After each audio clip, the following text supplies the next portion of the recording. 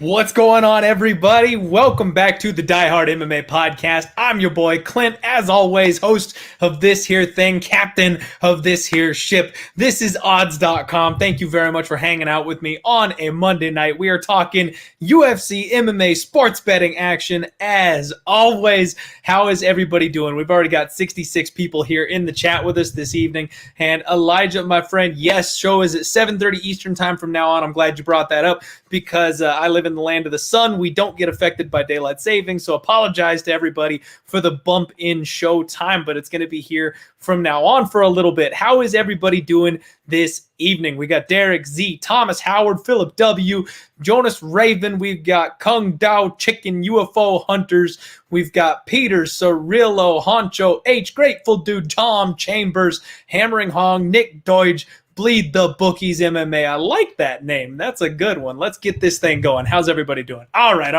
So first off, we got a lot to talk about last week. So if you are one of those people that hates betting recaps and hates talking about the week before, just skip ahead 10, 15 minutes or so if you're watching this in the future. If you're with me live, I'm sorry, you're stuck. We've got an excellent guest today. We are welcoming for the first time ever on the Die Hard MMA podcast, Dan, buddy, how you doing? Doing great, man. Fan of Die Hard, so naturally I've become a fan of you, man. So honored to be on the show. Thank you, Clint. Hey, I'm so grateful to have you on, man. You're one of those OGs in the space that before I ever even thought about doing a podcast or anything like that, I was watching your content, listening to your stuff. So just a real cool opportunity for me to have you on the show, man. I'm honored you'll join us. Well, that blows me away. And before we, get too carried away with the compliments, I just want to say this on air so that your listeners hear. There's a lot of people that come and go. I did not realize that I was a part of the reason. I don't want to say why you came. I don't want to take it in that direction, but I do appreciate that compliment. As I just got to pay one back. There's a lot of people that come and go in this space for real, and you've been catching the eye of myself. A lot of my listeners have hit me up about you. And man, your content's been kicking ass. Not just your content, but your energy, your angles, and just the energy. I love it, man. So keep up this shit, this pirate ship. Thanks, man. That makes me super happy to hear. I really appreciate that. And you can go ahead and take credit for being one of the ones that inspired me. So don't worry about that. You can jump right in that category. So I have no problem giving props where they're due. There's a lot of people in this space, man, and there's a lot of people that do a lot of great stuff, and it's easy to be inspired with so many content creators out there. So it's really freaking cool. Yes, sir. Well said. All right. Well, without further ado, man, we had a crazy event last week. I want to go over some of the spots that I bet on so we can, as always here on the podcast, I do full transparency, making sure everybody knows I'm not trying to hide from any of the mistakes that I made, but we also get to celebrate our victories. And then there was just some crazy shit that happened, man. Kicking the night off. For me, it was pretty fantastic. We had the under 2.5 on Matt versus Jason, but holy crap, I was not expecting a 16-second knockout. What a way to start the event. Did you get to see that one? It was insane. Yeah, I was on the wrong side of that one, boy, let me tell you. And boy, did Semmelsberger come through. For anybody on that, I saw a lot of either straight up, it was an entry point, saw some people taking that KO prop. I wasn't on any of those, but grats if you were. Yeah, man, I felt that's one of my spots. I've really started to hone in on my violence bets. If it's sketchy, if it's iffy, take the under. Like, you don't care who wins, and you can still try and cash that ticket. But damn, like anybody that was on that KO props to them, because that was a good call. Yeah, man, the unders have been real tough. I've been trying more than usual. Usually I'm more of a contrarian guy, more of an over guy. And unders have been real tough to hit. I think you've been on the losing end as a total in 2021. So the fact that, you picked your spot right there, even more props to you, because the odds are like even against you maybe more than they're representative of this year, it seems like. Yeah, it's been a wild year, man. There's so many things that have worked in years previously that just aren't working this year because of the crazy circumstances and stuff. Sports betting MMA has been a real uphill trek for a lot of us. Second fight on the card, I dodged a bullet here, man. Kind of. I ping-ponged back and forth on Jin Yufrey and Paula the entire week, And at the end of the day, I settled on, I think Gloria's probably going to get it done. But Jen looked fantastic. She came out and did just what she needed to do to get the thing done. She did. And, I feel like, shout out to Coach Saif Saeed. I feel like he's performance-enhancing drugs out there. And I hate it for whatever reason. I just try to stay away from my biases as much as possible. But I've been on the other side of Fortis MMA or, fighters that are getting cornered by Coach Saif. And he really does an excellent job, especially for a fighter like Frey that doesn't throw enough volume, which was my issue. That's why I went with the Paula. Thankfully, it wasn't anything like parlays or any of my official plays, but I definitely, I think I took a degenerate sprinkle with some like long shot parlay or something. But either way, I was like, wow, this was the wrong side. And more importantly, on the DePaula side, I think me and many overvalued her. Perhaps it's the Chucky Olives and the Shitara rub, and obviously Shitara is someone to watch and Chucky Olives is great, but that doesn't mean they're all going to be good, which and I'm sure plenty of the viewers know this. So yeah, definitely a spot to get that I think a lot of people got caught speeding on. Man, there have been so many. So far, I've called 2021. It's not the year of the underdogs. It's the year of derailed prospects, man. Like, we are just overvaluing these young, hot prospects. It seems like in the last couple of years, they've been flying off the page. People that are all hyped up and crushing, they just get it done. You've got guys like Kevin Holland and stuff like that are flying off the page. But the last year or so, these prospects are they're falling flat. It's kind of a crazy imbalance that's going on this year so far. It is, and not to steer or jump ahead too much, but just kind of a teaser, if you will, as you note that. Boy, if you have a problem, and I'm raising my hand too, folks, I'm just as guilty as these things, like I just said. But if you have a problem getting off of chalk and you're looking to quit chalk, boy, do we have a card for you this week. But I'll just leave it at that as we continue on the recap. That is a great little appetizer. I didn't have anything on Courtney Casey versus JJ Aldrich. I leaned to JJ by decision. That's how it happened. But quite frankly, I think Courtney got robbed in that fight. I think she did enough to win. So another one where I feel like I dodged a bullet and grateful I didn't put anything on there, even though in hindsight it would have been a winner. Yeah, I got to come clean. I was one of the Drake Riggs of the world. Shout out to my man Drake, who was getting raked over the coals. But I deservedly get to get raked with him. That being said, even though I had a contrarian scorecard slightly edging 2 rounds to 3 for Aldridge, I will stand by that. I think, and again, I love the commentary, and I think that criticism has been a bit heavy. So I want to try to praise them where they do good. Annick's amazing. There's world champions in that booth. This isn't any disrespect, but I do feel like there was like it was like kind of all Courtney Casey talk for like the whole first round. I do think that influences scorecards. Because there were some counters being landed. That being said, I sympathize with Casey bettors. I know a lot of people were on a decision because that was the smart angle. The fight was going to go to the decision regardless of the side. Why not take that big plus money side as opposed to like a chalky still minus 115 for an Aldridge decision? So sympathy to you, Casey bettors. Really close fight, man. Really close fight. And that's one where, I scored it for Casey. I called it a robbery. Maybe that was a little bit strong. It was a close fight. You know what I mean? I talk about on the show, we got to try and do away with the term robbery if we can, because there are legitimate robberies. This one wasn't one. It was close. It could have gone either way. Yep. And Casey also, I think the reason why maybe you say that in your defense is that if you've been following Casey's career, she just has not had great judging karma. So you kind of feel for her there too. Yeah. For sure. Nasrat Haqparast taking on Rafa Garcia. Hell of a fight, man. Rafa is someone to keep your eye on moving forward. Another one where I didn't have anything on, but that was a fun fight. And stepping in, taking on Nasrat for your UFC debut on short notice, that was impressive. It was, at first I was worried that he was getting, with his toughness and skill there too, not just toughness. I don't want to say that as a negative, but he was getting Nasrat to oblige him in the way that maybe you don't want a young guy who, got, shown that he can get knocked out. You want to see that development continue. You want to see him pass the test accordingly, as they say. However, as the fight flushed out, any worries I had to eat because, man, I saw some really cool tools, some body kicks, and some things from Nasrat. I'll be curious to see if he's still going to get this heavy inflation from the odds makers. I've been high on Nasrat since he came in, by the way, so I'm not hating on him by any means, but you know what I'm talking about, Clint. There's been some inflated lines, whether he deserves it or not, and maybe sometimes he's too much of an underdog, so I'm curious to see what the odds makers do with him next time out. That'll be a good one to keep an eye on. And man, my fight of the night, I feel like these boys got robbed. Charles Air Jourdain and Marcelo Rojo. What a fight. I had a half unit sprinkle on a crazy line, Charles Jourdain by submission. And that was dead on arrival, man. Pre-flop, when you think about the fight, there was value to be had. He's got underrated submissions, and you've got an opponent that I thought eventually would get wobbled and then shoot.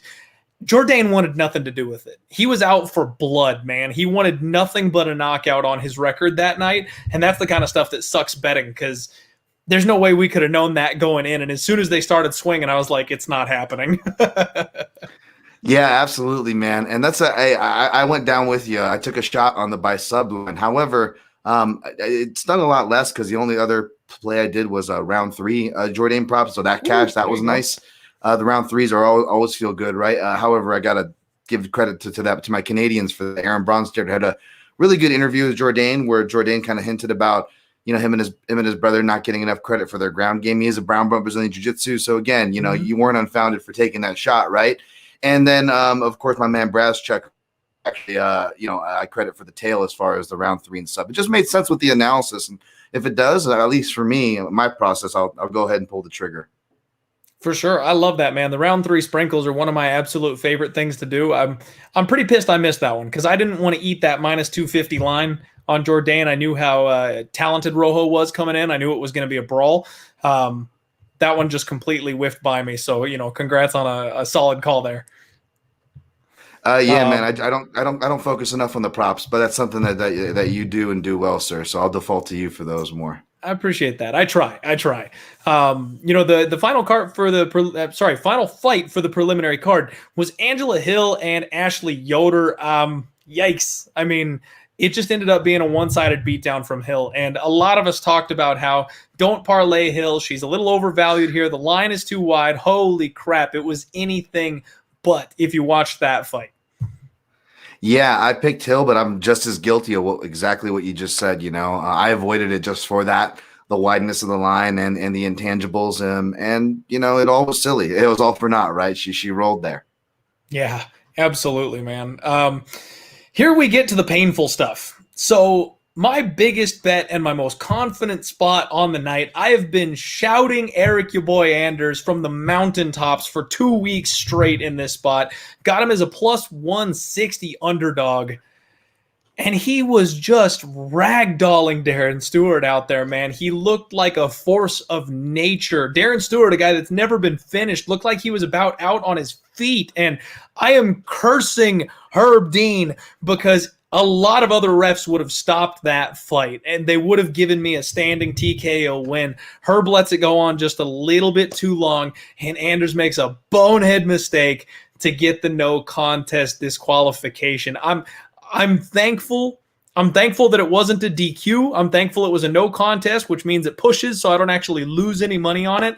But I'll be lying if I didn't say I feel a little bit robbed.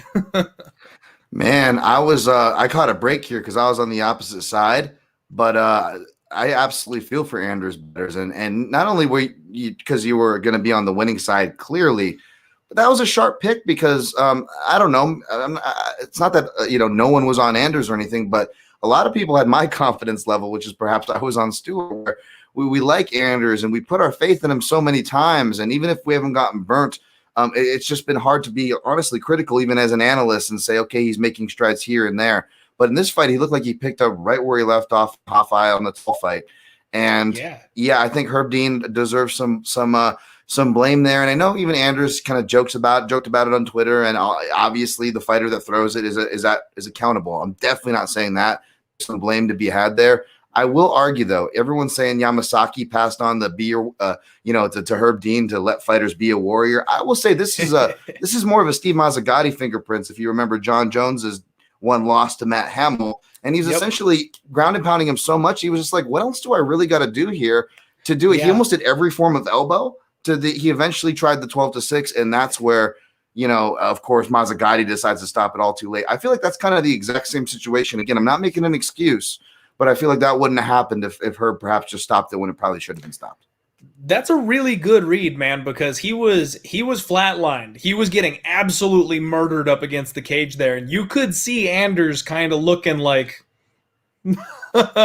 yeah, that's a great call, man. And that one's gonna hurt for a while because I've been a big time fader of Eric Anders. I've talked the same thing that you said about how he's just not lived up to it. He's made no improvements. He's not getting any better. And when I heard he was going to Fight Ready, one of my absolute favorite camps to back people from, I went, that's it. Like, work boots are coming on. This is the time. And the way he looked at weigh-ins, I mean, he was just so dialed in 100%. It pisses me off because next time they line him up for a fight, first off, I don't think Darren Stewart wants that rematch. I don't think they're rebooking this fight. And I'm never going to get that plus 160 line on Eric Anders, especially if he sticks around at Fight Ready. Yeah, I mean, remember how he was getting overinflated lines before? This is every excuse the odd setters need now to go reinflate him and get him away from your reach. Exactly. It's going to be right back where we started, where I'm going to have to look at going the other way again. Man, so really unlucky bounce there. We talk on the show about variance all the time, and this is variance in a nutshell. That's the kind of thing where right side, wrong result, shit happens in sports betting. We got to try to dust it off and move on. And, another situation very, very similar, in my opinion, was, and I'd be curious to see, because you said you had a contrarian scorecard last time out, Mano Cape taking on Matthias Nicolou. Man, I felt like I was the wrong side of some bad variance here too. I thought Manel Cape clearly won rounds 2 and 3, and the judges given a split decision for Nicolou going the other way when pretty much every other media score judge on the planet had that thing scored for Cape. Rough loss to eat there too. Yeah, you think I would have been contrarian here because not only did I pick Nicolau, a.k.a. Little Nicky, I actually played him too, so my bias was in play too, right? That being said, even on my live scorecard, I went Cape. And sure, old Dan Tom here has been known to overcorrect the steering wheel because I know my bias is at play. I'm a real big believer in stating your bias. That being said, I genuinely believe, I don't know if I'd say clearly, but I genuinely believe Cop did enough to win that third round. And usually I'm the guy picking and betting bias aside. I'm the guy who's like leaning toward the more technical guy. I'm a more body of work guy than a one moment guy. Like I didn't give that round to Yoel Romero, even though I sympathize with the scorecards for Yoel Romero and Whitaker too. At the same time, I believe it was round 4 where Whitaker pretty much outpoints him and then gets rocked by a shot at the end. Like that's not enough for me. However, Cop didn't just have one moment. He had multiple moments over about 1.5 to 2 minutes of the round. Not the majority of the round, but enough moments. And if you read and you know what you're watching in a fight, you don't have to have been in a fight to know this, folks. But if you watch fights long enough, you could tell when a guy is hurt and they're holding it together. I know that's very subjective, and I very rarely use that. I will use it here, though. Nicolau could not get respect to save his life, and he seemed like he was barely holding it together. So I would have given it to Cape 29-28. Well, I'm glad to hear you're on the same side as me there because I completely agree, and that's something that I look to. And, man, I know – all of us understand Twitter trolls and stuff like that, and especially, in the public sphere, how people have their opinions and stuff like that. But us understanding what it looks like when someone's hurt like that, it's hard to see the other side of the story sometimes, because I was arguing with people about this decision for a long time, and I usually am in the volume favor. I'm like, okay, the guy outpointed him. He landed more.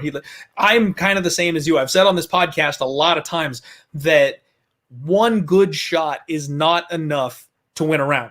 Like if you hit somebody once, unless their eyes roll back and they were saved by the bell and it should have been a knockout, like that's not enough to win you the round. And I don't think that's what happened here. Cape had 3, 4, 5 shots where you could see Nicolau's eyes go, oh, and you're like, okay, like he's been hurt multiple times. Anyway, it was a close fight, wrong side of it. I don't want to get too in the weeds on that, but I'm glad we at least agree there. Maybe my shining moment of the night here, called the upset, Davy Grant plus 265, knocking out Jonathan Martinez, man. Who saw that one coming? I thought he maybe could oversize him, get him to the ground, choke him out late, that kind of a thing. Never expected him to outstrike Jonathan Martinez. And he, by the way, I will go ahead and say that he outstruck Jonathan Martinez. He set that shot up. He went to it 3 or 4 times, and he finally caught it the way that it needed to land for the knockout. So I will stand by saying he outstruck Jonathan Martinez. What a fight, man. What'd you think of that one? Yeah, certainly after getting knocked down, he did. But you're right, man. That was a super technical shot. It was like the goofy. I think I joked. I'm like, that's like the George Masvidal drop step that he hit on Darren Till to knock out that southpaw, the southpaw killer. That was Darren Till's first knockout loss, who seemed pretty durable. Even his critics would tell you that, right? And whether you were a fan of Martinez backing him like me or fading him like yourself, again, like who saw that coming, right? I mean, not the stereotype here, but Martinez is a Mexican warrior too, man. Those dudes fight tooth and nail. They've got great chins, kind of like my Hawaiian brethren. It's one of those things you can back on. And but that was the southpaw killer. Those left shots over that right lead shoulder, that false sense of security that many of us southpaws have. It was beautiful. And even though I lost big here, he was my parlay piece. That ended up becoming a straight play with my other piece getting the draw there. I couldn't be happier for a guy like Davey Grant, man. I mean, like a guy defying the odds at a fellow 35-year-old. Man, that definitely made it a bit easier. And congrats to you, man. That's a big play. I think you tweeted. I don't know if you shouted the Greek gambler as well, but I know you two were on like some big underdogs this week and the week before that I didn't really see anyone on. So shouts to both you guys on that.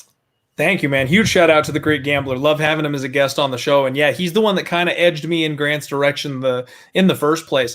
Do want to address it real quick, actually. Greco Nero here in the chat is someone who's been relatively new to the chat. I've seen you a couple of weeks here in a row and stuff. Thank you for hanging out and spending time with us. You guys got to remember, the podcast is on Monday. I continue my work and my research throughout the entire week. The fights are on Saturday. So I tweet all my picks at Diehard MMA Pod. If you're not following me on Twitter, that's where you get my official picks and bets. So yes, last week on the podcast, I said I leaned to Martinez, but I never said I was betting Martinez. I never gave an official pick that Martinez was going to be my play for the weekend. It was a pass up until the point that I decided I was going to bet Grant, and I tweeted it out later in the week. We locked it in. We cashed a ticket. So if you're watching this, especially if you're watching it in the future and you're looking at this on like a Thursday or a Friday, check out my Twitter. See what I've actually tweeted as my official bets, because we will break down every single fight on this card. I will give my opinion as of Monday throughout the week. Sometimes things change. Featherweight. I'll fight, just man. really quickly say. Yeah, I just quickly want to second that. I'm going to reserve the right to change my picks too. But secondly, more importantly. Folks, that's another reason why you want to follow Clint. Like, you don't want someone that just wants to be first or get the first opinion out there, because you're kind of held to that opinion. Like, things change, especially in this pandemic era. I like how you section out your content, sir. And people, like, yeah, you don't want to follow somebody who's just going to hold a similar opinion. Like, you got to be open to changing as new information comes in. That's kind of how this game works, to strengthen your point. Appreciate that, man. And yeah, good solid backup there. Everybody needs to be flexible here. If we're not putting our money where our mouth is, it's just an opinion. Featherweight fight. Woof. I bet Gavin Tucker, man. At the last second. So this is the last two spots here in a row. I was saying Martinez. I flicked to Davey Grant, cashed in a good ticket. I was talking about how Dan Ige was underpriced here, didn't really understand, and I fell for the hype, man. I've been talking this whole year about fade the hype. We've seen the pattern. Don't buy in. Take these buy low opportunities. And then later in the week, I decided I was on the Gavin Tucker train, threw a unit on it, and geez, the record says 22 seconds. I don't think it was 22 seconds. I think it was faster than that, man. It felt faster than that, that's for sure. And like, I couldn't even I was so at a loss of words. I couldn't even victory lap this when I was on Ige, picked him, played him, biased, rooting for the guy, rooting for his corner, the whole shebang. That being said, kind of like you said with the Grant cash, did I see him knocking him out right away? No. In fact, I thought it was going to be the left, not the right. I thought it was going to be able to build on Tucker damage that Tucker had on his eye coming into this fight, but none of that at all mattered. Another reason why I won't victory lap is because I actually thought there was some value on Tucker. Maybe it was me again overcorrecting the steering wheel, not telling people to follow me off a biased cliff, but it kind of felt like a dog or pass if I was stepping outside of it. Of course, I put my faith and my money on Ige and cashed it, but yeah, I don't even feel like I could victory lap after that one. It's crazy, man.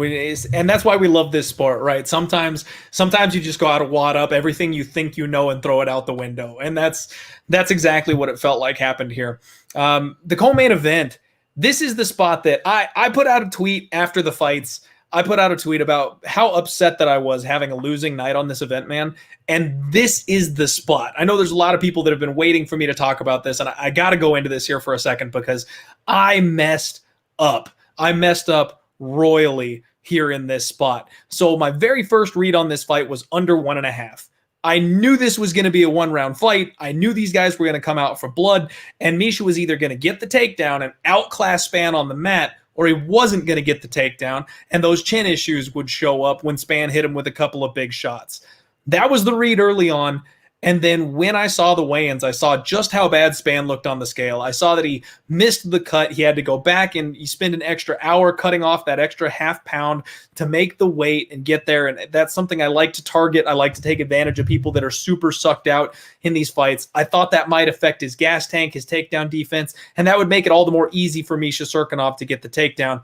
I was already leaning to Misha. I said if I had to pick a side, I would take Misha, but take the under because I hate betting on people that are bad nails. Because you know what I mean? Like if you're a good hammer and everything's going your way, you just crush, but you're a bad nail and you can't take it when the tables are turned. I don't bet on people like that anymore. I used to bet on them all the time, and I've learned my lesson and I don't do it anymore. And that weigh-in read had me on Misha Cirkunov. I ended up putting 2.5 units on him to win 2 because I was pretty sure after the weigh-in mishap that was going to be the side. I should have just laid the hammer down on the under 1.5. The weigh-in miss helps the under 1.5 just as much, if not more, than making Misha the side, because Spann will either come out desperate trying to get it done early, or he will be hampered and Misha will then finish him. So my mistake was picking a side instead of just doubling down on my initial read, and it cost me a winning night. Yeah, exactly. You know, I feel the same. I feel the same way too. And I didn't make the mistake of the weigh-ins though. That really sucks because that's something that, again, that advice that I was saying earlier, we're throwing shade at people with early takes because guess what, folks? Your boy here is just as guilty in laying down those takes with the money where it really counts before the weigh-ins, right? That being said, this one, maybe not the best example, like you said, because it misled people who were thinking logically, or at least, you know, MMA logic, which MMA cares not about logic. But no, you're right. That would have been a good one. I thought about it too. My excuse was that again, I've been biffing whether I'm playing unders or overs. Like I've had like bad total juju that I just got scared away from the totals last week. And there were a couple really good spots that, you know, I totally missed that you hit early. But yeah, we both missed on this one for sure. I was on Cirkunov. I whiffed. I bet it before weigh-in even at a better price. Didn't matter. Yeah.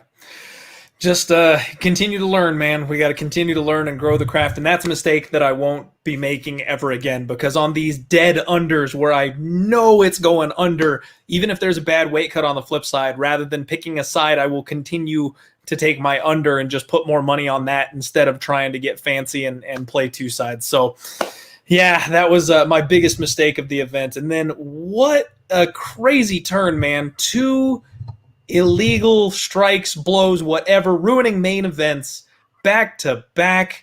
Leon Edwards basically pulling Bilal Muhammad's eyelid off of his face. I feel so bad for Bilal. Man, when the eye poke happened and he just roared in agony, I knew it was over. It's like that was one of those inhuman sounds that you go, you know what? This is one of the toughest men on the planet. I've seen him take egregious amounts of damage and never even complain. If he's screaming like that, something is wrong. I thought we had a Bisping situation. I truly thought that Bilal might have lost his eye that night. So I'm so happy that he's okay. I'm happy it's going to clear up and it's going to be all right. But what a disappointing, deflating end to the return of Leon Edwards. Yeah, man, that was rough to watch. I agree. I thought I knew it was over right away. I mean, dude, I rub my eye too hard sometimes, and I think I did some damage. I can only imagine what these fighters are feeling every time they get poked or punched in the eye. I mean, it's just insane, and it sucked. It was very deflating for Leon Edwards too, man. You know, for his trajectory and whatnot, and you know, these guys got to run it back. Do they not? Either way, it's a real shuffle. I don't know if you ended up playing it or not. I'm pretty sure we were on the same side. We both picked the favorite Edwards to win. But I'm not going to lie. I may or may not have gotten desperate and chased and dumped a little inside the distance bet on Edwards. That just didn't matter. We funded back. So yeah, none of the bets go through. And no decision night. UFC Vegas 21, no decision. Yep. Crazy end, man. I didn't actually end up pulling the trigger on it. I thought about chasing. I thought about going after it myself, and I actually thought Leon was going to finish him in the later rounds as well, but decided to just keep the bullets in the chamber for the next week. And hey, speaking of, I know we've been a little long-winded, but there was so much to talk about last week. We've got such a cool guest. We had to get into it. That was the recap for UFC Vegas 21. This is my guy, Dan Tom, being a guest here on the show, joining us today. We're going to talk about UFC Vegas 22, which takes place on Saturday. This is odds.com. We've got 300 live viewers. Thank you all so much for spending the night with us. And if you haven't yet, smash that like button for me. We would very much appreciate it. First fight of the night, man. Let's dig into this thing. We got a good card here, but honestly, one that's a little insane. The bantamweight fight between Johnny Eduardo and Anthony Burchak has been canceled, unfortunately. We had a late notice pullout, so the first fight of the night on the schedule, unless they get a fill-in, obviously, is going to be Bruno Silva taking on JP Buys. And man, this is one of those fade the hype type of spots. Like a lot of people, I've already seen the traction on Twitter. A lot of people are taking Bruno Silva in this spot as an underdog. Right now, we've got Bruno Silva at plus 150. He just dipped down to plus 135 after opening up at plus 220. JP Buys the slight favorite. Man, Bruno Silva, this guy is discount Henry Cejudo. Like, he does absolutely everything that Henry Cejudo does, just not quite as good. He's a strong wrestler. He's got that style, that karate style striking, very good jiu-jitsu game, heavy calf kick. The only problem is he's kind of undersized for this weight class, and he's had a rough go of it. They've given him no favors whatsoever. He gets bullied around the cage by these bigger, stronger men, and he's taken on a Fortis MMA prospect. I know we just touched on that. Dana White Tuesday Night Contender Series standout. JP Buys, really, really strong wrestler, explosive level changes, nasty top game, and when he gets on top of you, man, that ground and pound is something else. Where are you looking on this first fight, man? It's tough. You know, it's funny. The guy he beat on Contender Series is a guy just by looks for whatever reason. I always confuse with Bruno Silva, although obviously you say the fight ready and everything clicks. And it's funny, yeah, the connection as well. However, you look at guys like Tajir Ulanbekov or David Dvorak, who, you know, much more technical and not a lot of name value I know there, but that's not a terrible loss. You know, this guy's went to draw with Casey Kenny. The point is he's went to a decision, whereas you talk about fading the hype. Oftentimes with those hype, with the Contender Series guys, it's the lack of going to a decision. And you see that in both wins and losses with the JP Buys angle. He's got Greco-Roman and wrestling accolades as far as experience and competition goes. I believe he has a brown belt in Brazilian Jiu-Jitsu as well. Obviously, that's definitely not he's not afraid to take submissions there. However, this is all kind of coming in the South Africa scene. I'm not going to talk crap and, you know, beat to death some Ruan Potts jokes to bring back on you kids. But, you know, you got to watch what you see from there. That being said, like you said, Fortis MMA is not a camp I want to go against. They do very well at prepping. I believe Miles Johns is there as far as like lower guys. So he'll have, you know, some good wrestling and a body to work. I haven't done the full investigation on going to this young man's Instagram page, but I could see why he's a favorite. I don't think he should have been that wide, regardless of whether I side with Bruno Silva. I don't hate Buys being opened as a slight favorite, which means I don't hate the action coming in on Silva. I may end up siding with the Brazilian myself, who I believe is a Brazilian Jiu-Jitsu black belt and has some legitimate tournament competition.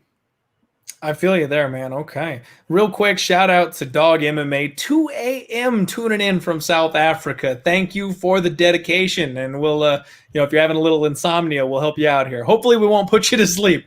I feel you, man. I feel you. Bruno Silva is a guy that I have taken the stab on a couple of times, more than once, because like I said, he is discount Henry Cejudo. Like, he does a lot of things really, really well. And this is a huge step down in competition for him, welcoming in a newcomer. The only problem is the key for Bruno Silva, in my opinion, is he just gets outsized and out grappled. And that's exactly what JP Buys does. Like out of the people that Bruno Silva has fought so far, JP Buys is by far the most Khabib-esque. Like he's going to dive in there on the hips, really go for a takedown. And then once he gets on top of you, you're not getting back up. So this is a spot that I'm going to say is favored or pass, in my opinion. And the more money that comes in on Silva, the happier I am, because if I can get Buys down at a reasonable number, if I can get JP Buys, he's already at minus 150, minus 155 in some places. If I can get minus 130 or minus 140, I will be all over JP Buys in this spot, just because even though Bruno Silva is exceptionally and I was going to say exceptionally skilled, but he's very serviceable everywhere. I think this is a spot where his one weakness is being exploited, and it's almost a setup spot by the UFC to get a win for the big, hyped-up prospect, JP Buys. Very good point. I'm just checking my notes here. I do grading the winners columns. I haven't gone through to read all of them, and there's actually a decent amount of contender series. And for what it's worth, he got an A under my watch.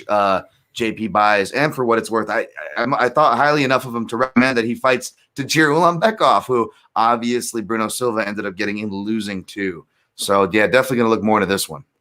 There you go. Always with these early shows, we got a lot of research still ahead of us throughout the week, but we try to get to everybody and get you all the information as quickly as possible. Real quick, I want to shout out my other sponsors here on the show, Goat Capital Sports. Make sure you check them out at Goat Capital _ over on Twitter. They have super well-priced packages, and they handle all the other sports that I can't give you any information on. I do my best. I'm a complete degenerate in NHL, and I bet that thing every single day. But if you're looking for winners in other sports like basketball, baseball, they're the place to go. In fact, they just nailed JT Miller to win the golf tournament this weekend at 17-1. So make sure you go check out Goat Capital Sports. Let them know Clint sent you. And the next fight up, we've got the Raging Panda, one of my favorite women's prospects, Julia Avila, taking on Dolidze Stoliarenko. Now, tell me that's not going to be a problem on the live broadcast when they have Julia and Dolidze. I can already hear Bisping going, doing it now. He's going to throw it out the window, man. We're going last names. Yep, yeah. Man, exactly. Do you want to lead this one off? How do you feel about these two women coming in here on Saturday? Essentially on paper, and I'm also going off of going to give you guys some things I usually say for my show, but I'm going to give it to you guys here just off the UFC bio sheet that's just fresh in. We got a battle of brown belts basically here. Obviously, you got the European accolades as far as, tournament accolades for Dolidze, whereas Avila, more American-based accolades with her brown belt. And I do think she's going to be, I don't know if she'll be the bigger girl. Dolidze looks pretty physical in there. She can stymie a bit at lunch from actually doing a rewatch for her opponents recently. And yeah, so it could be one of those fights that really could start things off slow, let's just say. I feel like Avila, she's been hot and cold when it's went to the decision. She's got impressive victories on there, like Yanez, who's someone, I've been high on and been happy to bet as a dog or maybe near favorite odds. Don't quote me on that exactly, but to me, that's a more impressive win. However, she did drop the ball against Eubanks, I believe, kind of fell into the traps where, people try to armbar Eubanks, I believe, and then Eubanks gets some top time. Again, I got to go back and rewatch these a bit, but I am leaning toward the favorite, which is Avila here. I just think she's going to be a bit more physical. Dolidze, she doesn't have anything to write home about on the feet, much less, any kind of one-shot KO power or anything that I'm going to see, kind of shake Avila. So I think she should roll as the favorite, but hey, I thought she was going to roll last time against Eubanks. Yeah, man, that's I'm having a hard time with this one from a betting perspective because I feel like she's just way too big of a favorite at this point. Minus 370 for Julia Avila, plus 310 the underdog comeback here. And with these sized women, it's almost like betting men's MMA where the finishes are there, man. Anything can happen. But Julia, she's a brawler, man. She drops her hands and she's hittable because of that. She flurries and she hits hard and she TKOs a lot of women because of it. But she is absolutely hittable. Stoliarenko, she starts fast. She comes out the gate and she is reckless striking. This is a perfect spot, in my opinion, to look for a violence bet. Usually with the women, we get a nice line on the under because they expect women always go the distance. I think this is a tailor-made violence spot, man, because on the ground, Stoliarenko can probably snap something up on Julia. On the feet, I don't think Stoliarenko is going to have anything for Avila, and Avila's got big power in her hands. So that total sitting at 2.5, over his minus 205, under his plus 165. I'm looking for violence. I might end up playing this one. Yeah, I'm gonna have to look closer to see where they've been training. At least Dolidze, I know Avila is pretty active. Even when she was working, full time in an office, she was still really like a regimented fighter. So not too worried about her, but and not that I'm saying I'm looking toward the underdog per se, but yeah, there's more questions on the Dolidze side heading into this one for me. For sure. Well, and I mean, here's something that I like to look at is when the underdog pulls the upset. Is she going to grind out a decision? You know what I mean? Is she going to manage to pin Avila up against the fence or drag her to the floor? Sure, her wrestling is not all that great, man. In my opinion, she likes to pull guard. She likes to jump on necks. She likes to dive on top of her opponent and try and force this thing to the mat. And that's either going to put her in a really good position or it's going to put her in a really bad position. And again, I just think that leads to she's going to snatch a neck, she's going to snatch an arm, or she's going to end up under the raging panda, and that's a place you don't want to be. Yeah. This definitely screams either fireworks or clinching against the cage fest. And the last fight I said that about was Anders and Stewart, and you were right on that one. So perhaps you're right on this one as well, my friend. Yeah, we'll just have to wait and see on that one. So I'm looking at the under on that one. I'm going to say Avila wins for a fight winner pick, but don't hold me to that. Bantamweight fight coming up here. Montel Jackson taking on UFC newcomer Jesse Strader. Now Montel, this guy is big for the bantamweight division, man. Tall and long. He's got a straight 1-2 down the pipe that is really snappy. Really strong wrestler. Body lock takedowns, mixes in trips and stuff like that. And when he gets people underneath him, he floats on top. He likes to use those long arms and legs to stay on top dominant position of his opponents. And he's got some nasty elbows in the clinch when he gets in close with people.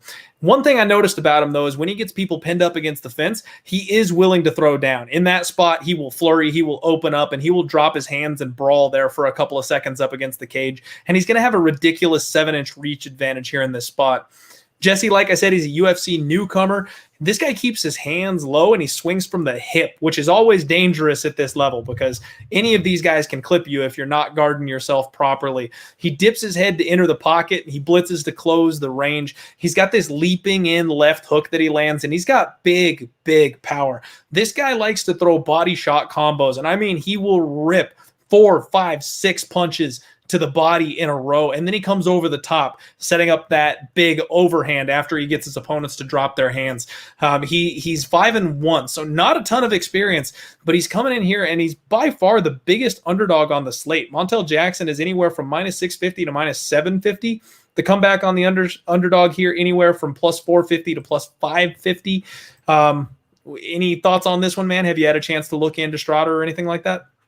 Not too much, just kind of a fresh up on his bio. I saw a lot of amateur MMA accolades. He did wrestle in high school, and if you look at his physique, he definitely has a wrestler physique, right? So you look at that, Absolutely. maybe that's a path. Is he going to be a better wrestler than Jackson? We saw what Brett Johns was able to grind out and do, and that's kind of why I picked Brett Johns in that spot as far as Montel Jackson's last fight. However, I haven't looked at Strader yet, admittedly, and when you do glance at I would like to see not just more experience, but more decisions. As far as that, he's got, I think, a split decision and a decision win in his amateur career, where he also has a round 1 KO loss, which, could be something to look for if he can get caught cold. We've seen Jackson catch guys early. And then, in his pro career, he's only went to decision 1 time. So you want to see more experience than that, because that's kind of how you're going to beat a guy like Jackson, who, if you're a Jackson supporter, you want to hope that he shored up those holes. I'm obviously going to be leaning toward him here, and will probably end up being my pick. However, the reason why I've kind of given warning signs about Jackson in the past, including his last fight, it's just my theory, and it really comes to life in these lower divisions in 135 and 125. These guys are really tall, and they're killing themselves. I really feel like that, it's a real point of diminishing returns, both gassing, injuries. Sean O'Malley, right? He's always getting these weird injuries in fights. He's another tall, lanky 135er, more of the gas tank, stereotypes here as far as Jackson goes. So I got to see, regardless, he could be minus 250 in this spot against the same guy. And I'm still going to have questions about Jackson just because I'm not sure he's fighting in the right weight class. I couldn't agree with you more, man. I look to fade Luis Pena a couple times out because of that reason. They're tall, they're long, they get those physical advantages, but sometimes it backfires. And Montel Jackson's a guy that slows down later in fights because of the toll that these things take on him. And that's you caught on a key that I really wanted to talk about with Jesse Strader. I listened to an interview with him the other day, and he talked about how he knew he wanted to get into MMA from the get-go. So he was a high school wrestler, and he didn't transition into college wrestling or anything like that because he wanted to go straight to MMA. And that's something that I think we're going to see a lot more often in the future with these kids coming up watching the UFC and stuff like that. We're not going to get as many high-level wrestling accolades of people that maybe could have done well had they decided to take the traditional path. So I'm a little bit high here on this guy. I think that especially someone as tall and as long as Montel Jackson, that ripping to the body and that overhand, that's going to be available. And especially the times where I've seen Montel Jackson get a little cocky and get in there and wing up against the fence, that's prime spot for this guy to return, and he's got more power than Montel Jackson does. So if there was ever a guy with a puncher's chance on this card, it would be Jesse Strader. And this is not my most confident pick by far or anything like that, but I'm probably going to play this guy by fight time. Now, I got to give my speech. We've got 321 live viewers right now. Don't everybody go running out and betting Strader. There is money coming in on Montel Jackson right now. I want plus 700. Like I want this guy to be a ridiculously sized underdog for us to take that punch. So don't everybody run out there and hammer the line and ruin it because the books suddenly get flooded with shots on this big underdog. Let's all sit. Let's all chill. Wait till Montel Jackson gets to minus 1,000, and then we'll make our move and throw a little couple shekels on Jesse Strader for the knockout upset.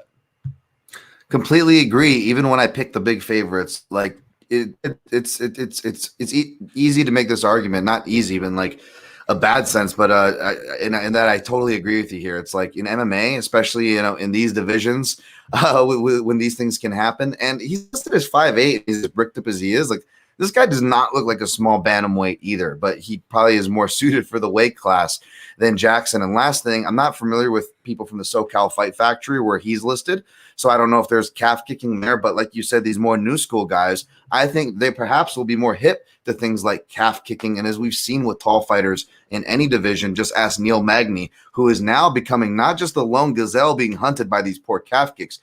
Neil, hopefully they give him a break. They start chasing all the other tall guys. You want to talk about calf kicks changing the sport? Well, I'll put more weight into that when you have these tall guys because it is a target to be had. So that's another thing to watch out for with these tall fighters who, you might, because they have length advantage, well, that could be taken away if someone's throwing a calf kick that they can't counter.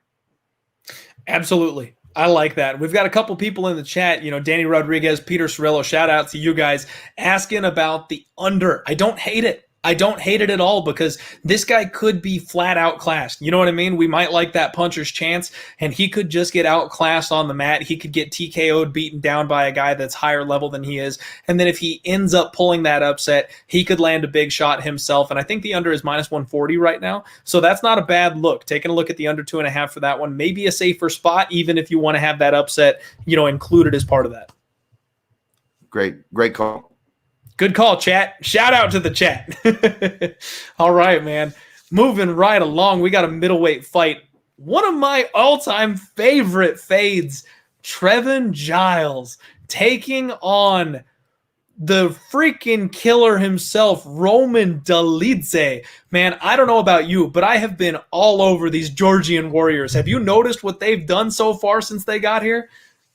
They've been doing really good, man. Topuria has impressed me the most. That was a nice hit for people that were on that one early. And this one's got a bit of bias, obviously, Dolidze, who you're referring to here, because he is one guy I've had the inside ear on as far as let's just say he's done really well in the training room at Extreme Couture, and he's a guy to watch. However, you can make an argument here if I may lead us in, that this is one fight where maybe this guy maybe he doesn't perform to his ability because he's a little overconfident, whereas Giles, who I've faded, I don't know if this is the reason why you have, sir, but despite having a really tough and respectable job, as a police officer, real tough job to have, his confidence in the cage is not where you'd want it to be, it seems like, as a fighter. So it's like not enough confidence versus arguable overconfidence in this spot. Yeah, I could absolutely see that coming into play. And honestly, for me, man, the reason that Giles has been a guy I've been looking to fade is the bad fight IQ. He's in the trash bin. He just makes some really bad choices in the cage. And even though, like you mentioned, he's got a tough job, it's something we got to respect and thank him for.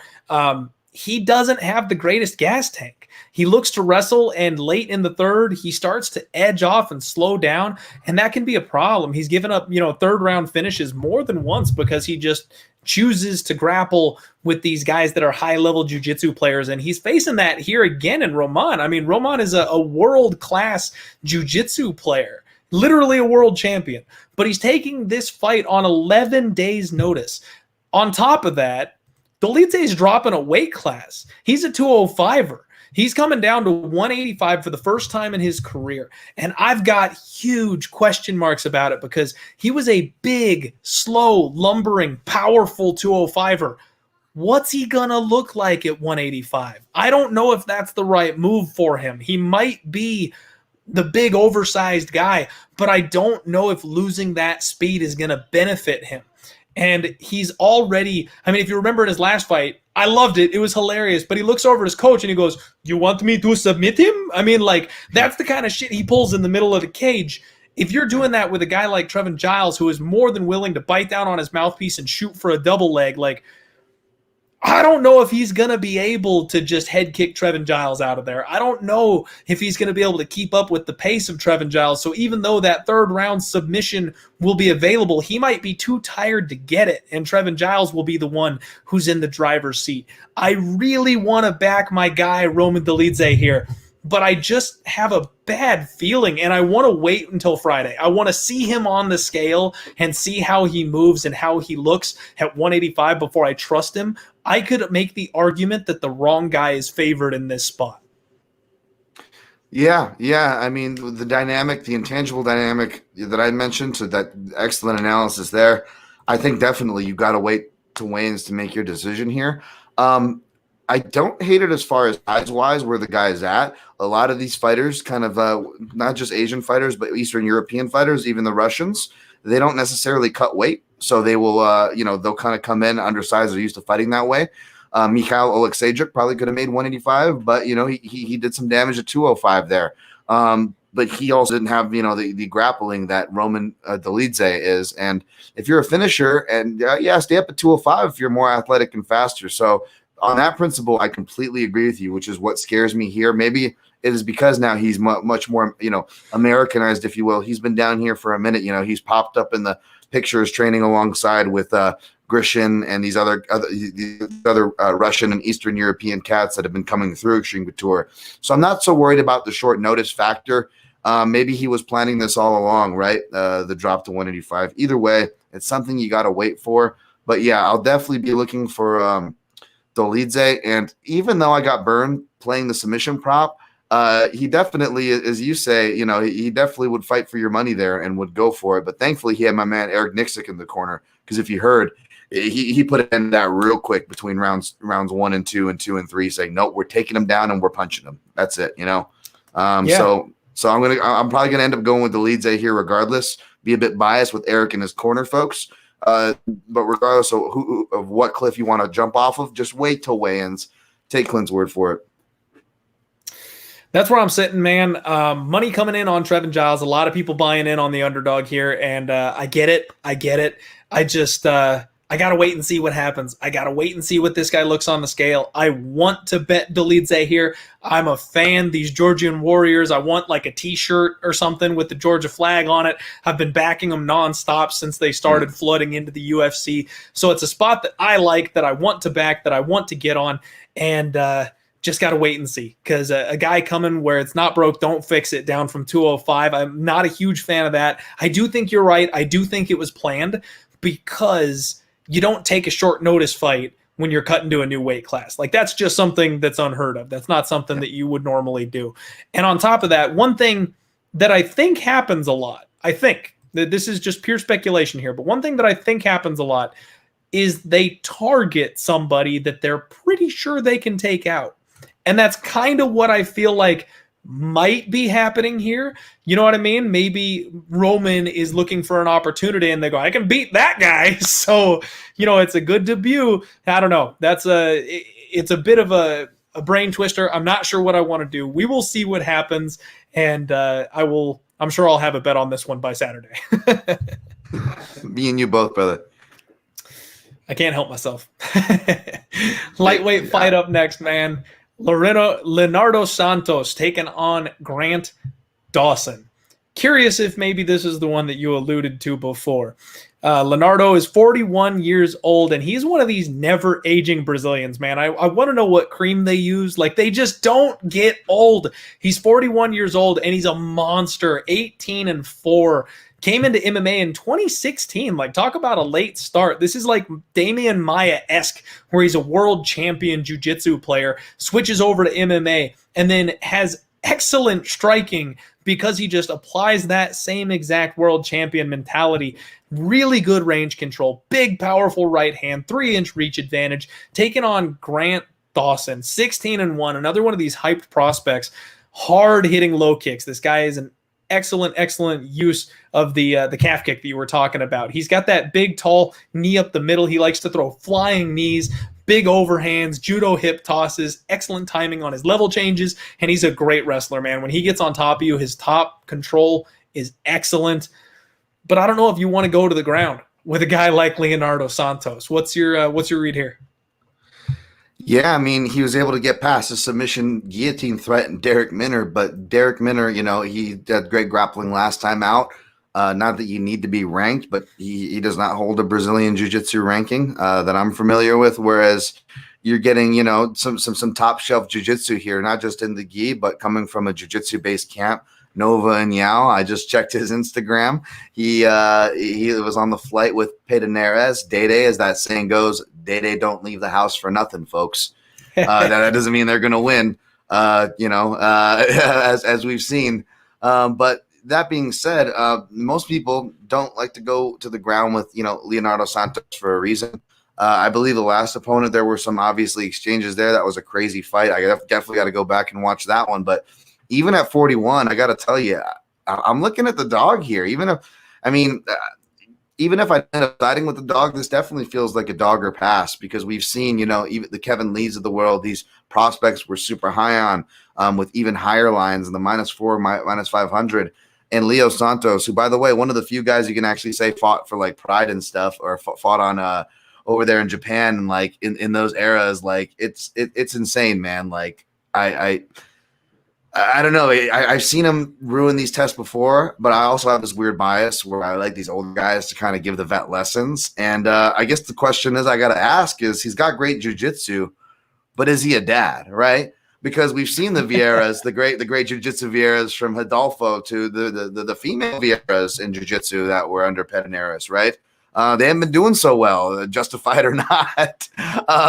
And whereas the Glovers, the Yanez, the Hanayayas, Damian, let's see if Damian Maia still comes back for a fight. The dad jiu-jitsu seems to be going strong. So that's going to be the main thing I'm looking for in my research. I know, as silly as that sounds.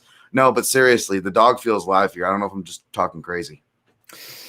I'm with you there, man. I feel like the dog is incredibly live here. I think this is a spot where we've got a favorite that's a little overhyped, and we've talked about fading the hype, this entire year. It just seems to be the way things are going right now. And Leonardo Santos, if you want an underdog, this is the type of dog that you want. This is a world-class underdog that will never stop fighting. He's got power in his hands. He can finish on the mat. He can finish on the feet. And he's going to have that experience edge, that veteran savvy that can help him overcome this young gun, which, I mean, I know Grant Dawson's got 17 MMA fights, so it's not like he's not, battle-tested or anything like that. He absolutely is. But it's a spot where I think the line might be too wide, and it's very dog or pass in my situation. I'm tempted on Leonardo Santos at plus 175 here. Got to pause real quick, man. First off, MMA royalty in the house. Will Martin MMA here showing up. Usman Masvidal 2 just announced with a full crowd. Is that real? Are those facts? Can anybody confirm? Wow, that's news to me. I'm jumping on Twitter right now, man. Holy shit. Usman versus Masvidal 2 next month at UFC 262. Just announced by Dana White. It's happening. Jacksonville. Wow. Jacksonville, Florida with a full crowd. Well, it was going to be one of those two, but alrighty. That is definitely all over the timeline. Yeah, you had a whole video for it and everything. Breaking news here on the show. Thank you, Will. I appreciate you dropping that nugget, man. Holy crap. Woo. Let's see that betting line. Let's test the popularity of Masvidal, folks. So here's my thing, man. Masvidal on a full camp, I think I know we're going to get into the weeds here a little bit. I think that's a different story from Masvidal on short notice. And I've tried to fade Kamaru Usman once or twice. Like, I just don't like the guy. I don't like his face. I don't like his attitude. He rubs me the wrong way. But I've gotten to the point where I have to admit he's Khabib-esque. Like, he's just incredible. He does what he does, and it's impossible to stop him. And his striking has come along in leaps and bounds. He's so much better on the feet than he used to be. But after seeing his hands full with Masvidal last time on short notice, I don't want to be on the public side here, man, but at the same time, I feel like Masvidal is going to put up a better fight. Two things I will say. I will say that I agree with the logic that Masvidal full camp is different than Masvidal short camp. I believe in the positive. That being said, not just speculation, by the way. I don't have sources or anything like that, but he was preparing. That camp wasn't as short as he would like to say either. So where the balance is, where the truth lies in there, we'll parse that out. But I will say that I do know that he had more prep than he let on. Okay. That's good to know, and especially for a guy tempted to fade one of apparently maybe the greatest fighters we've ever seen, attempting to maybe poke a fade on him. That's going to help keep me off it and keep some money in my pocket potentially. Hey man, and I'm not hating. This is the guy that tried to fade Khabib a couple times just because he was facing southpaws. So I got no room to talk, man. Believe me, I've been the contrarian going against the dominant force in the room. Not always the most fun to play. I've done it more than I would like to admit, man. And it's only worked out like once or twice. It just doesn't happen when you get these monsters out there. All right. Back to UFC Vegas 22. We've got the final fight on the preliminary card here. Marion Reneau taking on Macy Chiasson. Marion Reneau 9-6-1, still doing the damn thing at 43 years old. This woman is unreal, and the shape she's in just never ceases to amaze me at that age. Macy Chiasson, the Fortis MMA product. They got a couple of people here on this card. And 7-1, only tasted defeat once. Very hyped prospect, somebody that a lot of people had some big expectations for and just has not looked all that impressive so far in her UFC run. What's your read on this one, man? How do you feel about this fight? This is definitely one I was looking to fade Macy when it first got booked. And I actually did the tape for this one the first time it got canceled. So in watching that, I've also on the other side, I've been a big fan of Reneau. I don't know if I picked her against Holly, but I definitely was scared away from the line on that one. I respect for Marion. However, when I go back to watch the tape, I feel like a lot of that aggression that's kind of in my head, that physicality that maybe you think is in your head that she has or should have, despite her age. I mean, she's a real athlete. She's got some decent power. She can box. She's got the brown belt, I believe now a black belt at this point in time of Brazilian Jiu-Jitsu, done camps with Chris Cyborg. You're like, oh yeah, check box. But she's less confident. She seems less physical. And when she is, or whether she's confident about it or not, but the bottom line is she's connecting. Feels like she's getting a lot less bang for her buck as far as hurting or at least even scaring off opponents. I'm seeing all these trend very negatively. And say what you will about Macy, but those are her attributes. She's got the aggression. She's got that physicality coming down. Even her most staunchest critics, I think, can admit these things that perhaps she fills in where Reneau doesn't. And then and again, nothing against Pennington. Pennington's one of those maddening, neutralizing fighters where you can't discount her out, but even though what you're seeing on tape doesn't look that impressive. So I don't want to condemn her for that, but you just see her kind of getting muscled around in the clinch maybe when she shouldn't be. That is Reneau. I don't like it again in the small cage in the clinch where Macy, whether she has any right to be so confident, she's very confident. She gets a lot of her money made in that clinch. So I'm probably going to get Macy's side here. No bet as of now. Okay. So I've seen a whole lot of love out there for Marion Reneau. And I can understand simply because of kind of how we mentioned Macy's been just a little bit underwhelming and maybe a little bit too big of a favorite here. She opened up minus 240. Some money's come in on Marion Reneau. Reneau's sitting around plus 170 at this point, and I'm seeing a lot of love online for her. I got to tell you, man, I may be lining up on the Macy Chiasson side here with you, and I might even be willing to pull the trigger on a bet. The thing with Marion, that age, it's going to dip off a cliff. Like, she's in incredible shape. She's an athlete. She's explosive. But at that age, you just can't keep it up. At a certain point, she will dip off. She will fade, and we're starting to see it. It's happening. It's getting there.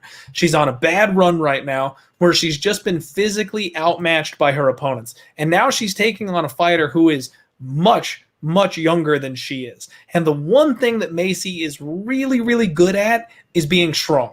She likes to pin her opponents up against the fence. She likes to grind them against the cage. When she goes for the trips and the takedowns and she gets on top of them, she manages well from the top position. She's not going to get caught in like a nasty arm bar or something like that she doesn't see coming.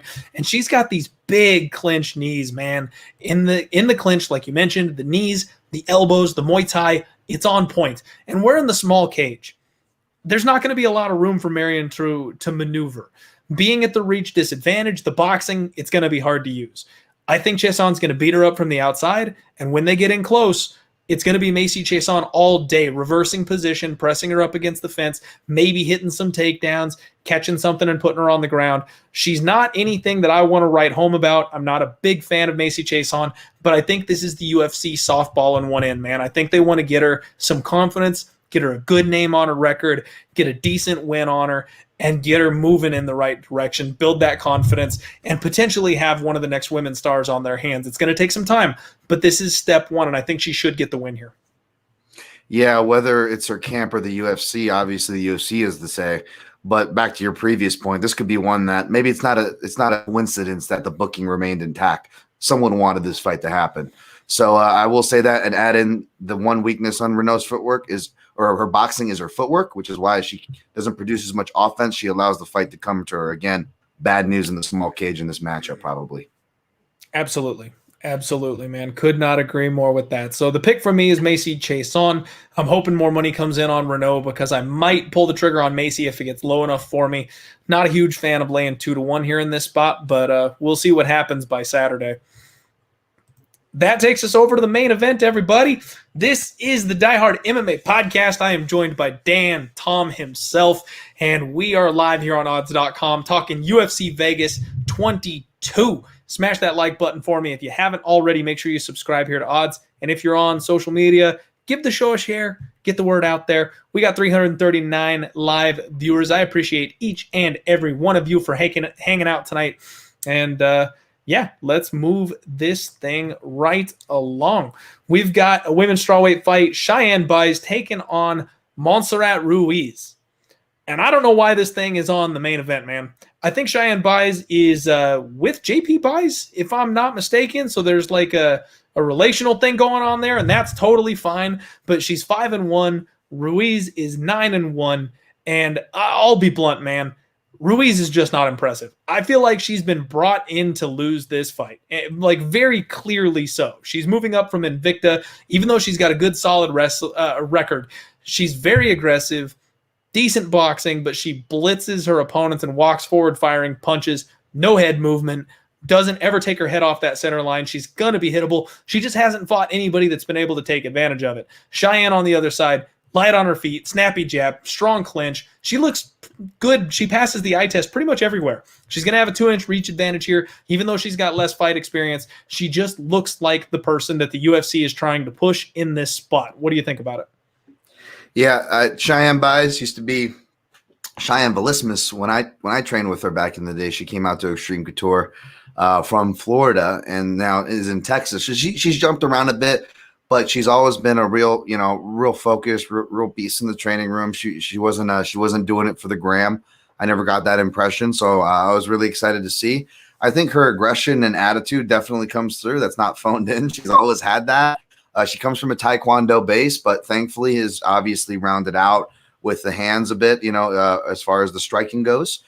But on paper, it's crazy because, on the UFC bio, I see not just jiu-jitsu, but wrestling accolades for her opponent and Ruiz. And like, it looks like there's a path there. However, I go look at, the old Tapology or whatever you guys are using there. And her best opponent record wise, she beat with a scarf hold, a catch wrestling move, a scarf hold, key lock from the scarf hold. I mean, I love that move. I'm not hating on it. It's great because when they fight it, folks, you can get a nice head and arm there to combo. But it's not necessarily something you want to be getting on a high level, So I don't know what that says about her opposition. And I didn't go back to watch the Danielle Taylor fight, but unless she got like hit with a near knockout blow, which Danielle Taylor has some heavy hands and was scared off for all 3 rounds, like how do you get out volumed by someone who maybe throws one punch around and Danielle Taylor? So I'll be interested to go watch to see how that happened. However, again, I can't keep going against these Fortis MMA fighters, and I'm gonna have to back another Fortis MMA female here. Biased aside, not that it's a strong bias, just shared the room with her a couple times, but yeah, I think she's got enough to get it done. I think that main card, that hint that you threw out there is for a reason. This is something that the UFC wants to see, I think. Yeah. I think they want some eyes on this girl for sure. And I can't argue it, man. This, like I said, it's a tailor-made spot. Ruiz has been brought in to lose to Cheyenne Buys. The line is minus 355 on Buys, plus 295 the comeback on Ruiz. And I mean, not one I want to touch because we've talked about the overhyped prospects, the people that want the UFC, that the UFC want to win. They're just not coming through. And not that I think Ruiz is pulling the upset here. I just don't want to lay this kind of chalk on someone who's brand new. Maybe take like the by decision prop or something like that. Try to get this thing brought down a little bit if you must. But my advice would be fireball and popcorn. Stay as far away from this fight as you possibly can from a betting perspective. And let's just enjoy. Let's just hope that Buys is all she's cracked up to be and, gives us a good show and wrecks this girl on Saturday. I completely agree with everything you just said. Love it. All right, man. Let's move this bad boy right along. We are winding down here.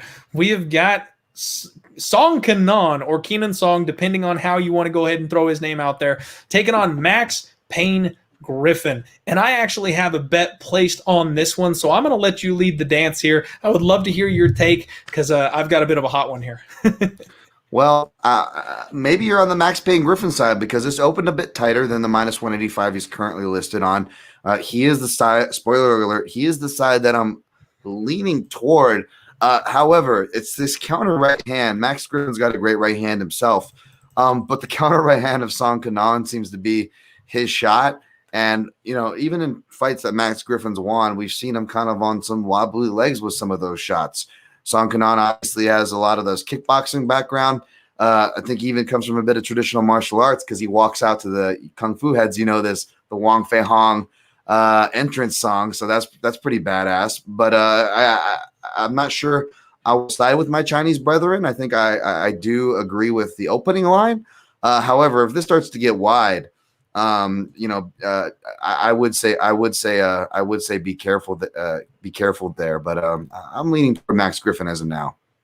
Okay, so I am on the underdog here. I am on Song Kenan, and I'm glad that you mentioned that right hand because that's the moneymaker here, man. That is my entire read. I know, especially as sports bettors, we try to bet numbers. We try not to get too caught up in the fight is going to play out X, Y, Z.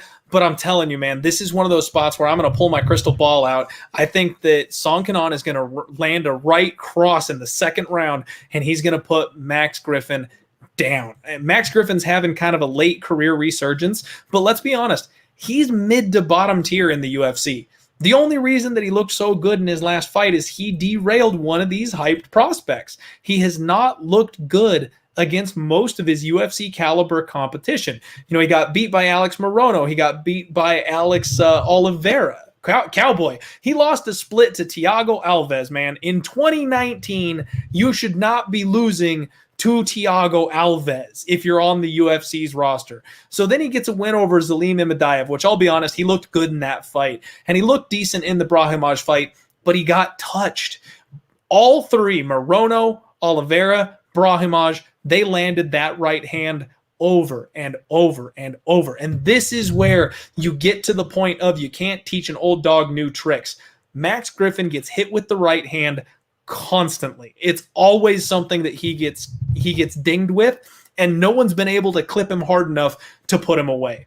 He also is a decent wrestler, but not so much to the point that he's able to just maul people and keep them underneath him for the entire length of the fight. He lets people back up. I know there's a lot of people talking about the wrestling ability of Song and how in his last fight he got ground out by a guy who's just not that great of a wrestler. He's going to be able to get up out from under a guy like Max Griffin.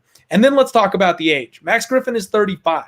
Again, he's no spring chicken. He's got miles on his body. He's a middle-of-the-road type of guy. You're not going to see him going on a title run at this point in his career. He's just not in that spot. Song is only 31, which arguably maybe the back end of his prime, but still kind of the prime years of his career. I think it's all upside here for Song Kenan, and especially with that weakness to the right hand for Max, and that being the best weapon of Song, I'm calling my shot, man. I think he's going to knock him out in the second round. I already put 2 units on Song Kenan. I got him at plus 140, and I didn't realize that the line was going to move the way it did. I'm not great at reading what the market is going to do. It's something I assume people see what I see. I always assume that people are going to jump on what I'm seeing and the market's going to go the same way that I want it to. And that's almost never right. So there's money coming in on Max Griffin. And Song is all the way up to plus 170 in certain spots, man. I may end up putting a ridiculous third unit on Song Kenan if this line continues going higher, because I'm pretty damn sure he's going to knock Max Griffin out on Saturday. Yeah, this had a dogger pass vibe on it regardless, but I'm feeling that now too. I'll see if my tape study, if you will, kind of matches up. But yeah, like you said, that right hand seems to be the shot to watch out for. And I don't hate the second round call. Excuse me. Song's got 4 second round finishes. More importantly, like you mentioned, the wrestling. It's something that Max Griffin has incorporated in this kind of second UFC half. He's incorporated a lot more takedowns from that Zelim fight on, I believe. And in the small cage, it's going to be something to watch out for. So I suspect he'll go for those, whether they're in the plan or he gets tagged by a Song, hurt, and he's okay, time to go for takedowns. So there's going to be a lot of static in that first round. So he's going to have to get up and build off of past success. So I don't hate the second round. It is kind of funny, though, that you see Colby Covington is technically the only guy to stop Max Griffin, because I feel like every Max Griffin fight we see him, he's getting rocked in. He's fighting to his opponent's level. He's fighting their style of fight. And he's barely making it to the end of the fight. And that is hard to be confident in. So I don't blame you for that shot at all. I may even tell you if this line movement, like you said, keeps going in the way that even if you pick Max Griffin, I'm not sure if it should be going that confidently in that direction. Yeah, and that's you. I'm glad you said the fact that he fights to his opponent's level. Even if Song doesn't get that knockout, you're going to be live on a decision. If this thing goes all 15 minutes, it's not going to be a runaway. It's not going to be a dominating Max Griffin type of performance, because he simply doesn't do that with caliber quality opponents. It'll be close, it'll be hairy, and we'll be live to get that split decision. And shout out to PK Wood in the chat, trying to speak to my inner degenerate and talk me into making a ridiculous 5-unit bet on Song by knockout, which don't tempt me, man. Like, that's the kind of stuff that I've tried very, very hard to control myself when it comes to my betting. And that's the kind of stuff that I would love to, like, just back the truck up. But you got to be careful with these underdogs. The favorites are favorites for a reason, and I'm not always right. So, in fact, I'm right. I'm wrong a lot. So you got to be careful in those spots. Very, very tempting. Indeed. All right. Man, we're getting close to the end of this thing here. Bantamweight fight, Adrian Yanez taking on Gustavo Lopez. Adrian Yanez, speaking of, Mini Masvidal coming in here in the UFC, looks just like the guy had a son and fights a whole hell of a lot like him. Gustavo Lopez, another one of these underrated fighters, came in on short notice, took Merab Dvalishvili all 15 minutes, didn't give up anything bad, actually impressed me in that loss. Feel like Gustavo is maybe a little bit underrated, but I also think that Yanez is the real deal. We've got the favorite here, Yanez. Let me find it. Minus 220. Money coming in on Yanez. Plus 180 comeback on the dog, Gustavo Lopez.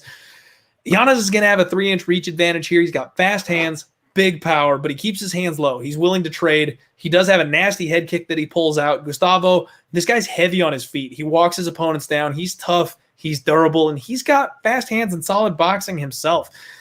Man, this is a spot where I'm going to say Adrian Yanez gets the win here. I think he's by far the prospect with the higher ceiling, but you cannot disrespect the striking of Gustavo Lopez. You cannot stand in front of this man and keep your hands low and go punch for punch, because he will make you pay if you want to play that game. You play dumb games and win dumb prizes, man. Adrian Yanez better not look past this opponent, because if he thinks he's going to walk through Gustavo Lopez, he may end up getting killed. However, if he comes in focused and he knows what's in front of him, I do think that Adrian Yanez should win this fight. What do you think? Yeah, I don't disagree with him being the favorite, although I do like that a little bit of money's coming on Lopez from the opener, so they're showing him some. They're not disrespecting my guy there. This is tough because Yanez is a guy I'm high on. I also give him the Mini Masvidal nod as well as an A to go along with his grading the winners. When I wrote him up, impressed the hell out of me. Comes out, pays tribute to Anderson on his own card, right? What's not to like about the guy? However, even though he is hype that I do like, he is Contender Series hype nonetheless, right? And even though he has been in decision before, he split about winning 3, losing 3. A lot of those got sketchy. A lot of those were by split. And I didn't go back to watch the split loss to Domingo Pilarde or Miles Johns, albeit different grappler or style of fighters. But I imagine takedowns, maybe in the Johns case, or obviously grappling in the Pilarde case, was a thing of that. Whereas Gustavo Lopez was a high school and collegiate wrestler who spent a lot of time getting fighters ready for camps. He's qualified, I believe, even like a state winner in like states like Washington, which is where he made the Misha Tate, like Brian Caraway connection, came down with them back in the day at Extreme Couture. That's where I have experience training with Gustavo. He's the real deal. I've seen him on the mats with people who are the real deal. The guy is fight ready to. I know he's an Extreme Couture fighter. I don't mean that, but the guy is fight ready. And like you said, Clint, don't disrespect the standing skills. This guy's got some nice shifting right hook. Knockouts, a lot of stance shifting as far as, a lot of Ludwig influence at Extreme Couture. Gustavo is one of those guys that really took to that, so you'll see a lot of stance shifting in his striking. I think he's super live here as a dog. It's just, A, I'm really high on Yanez, and B, obviously, despite by my analysis, there is obviously some Extreme Couture bias definitely in this one.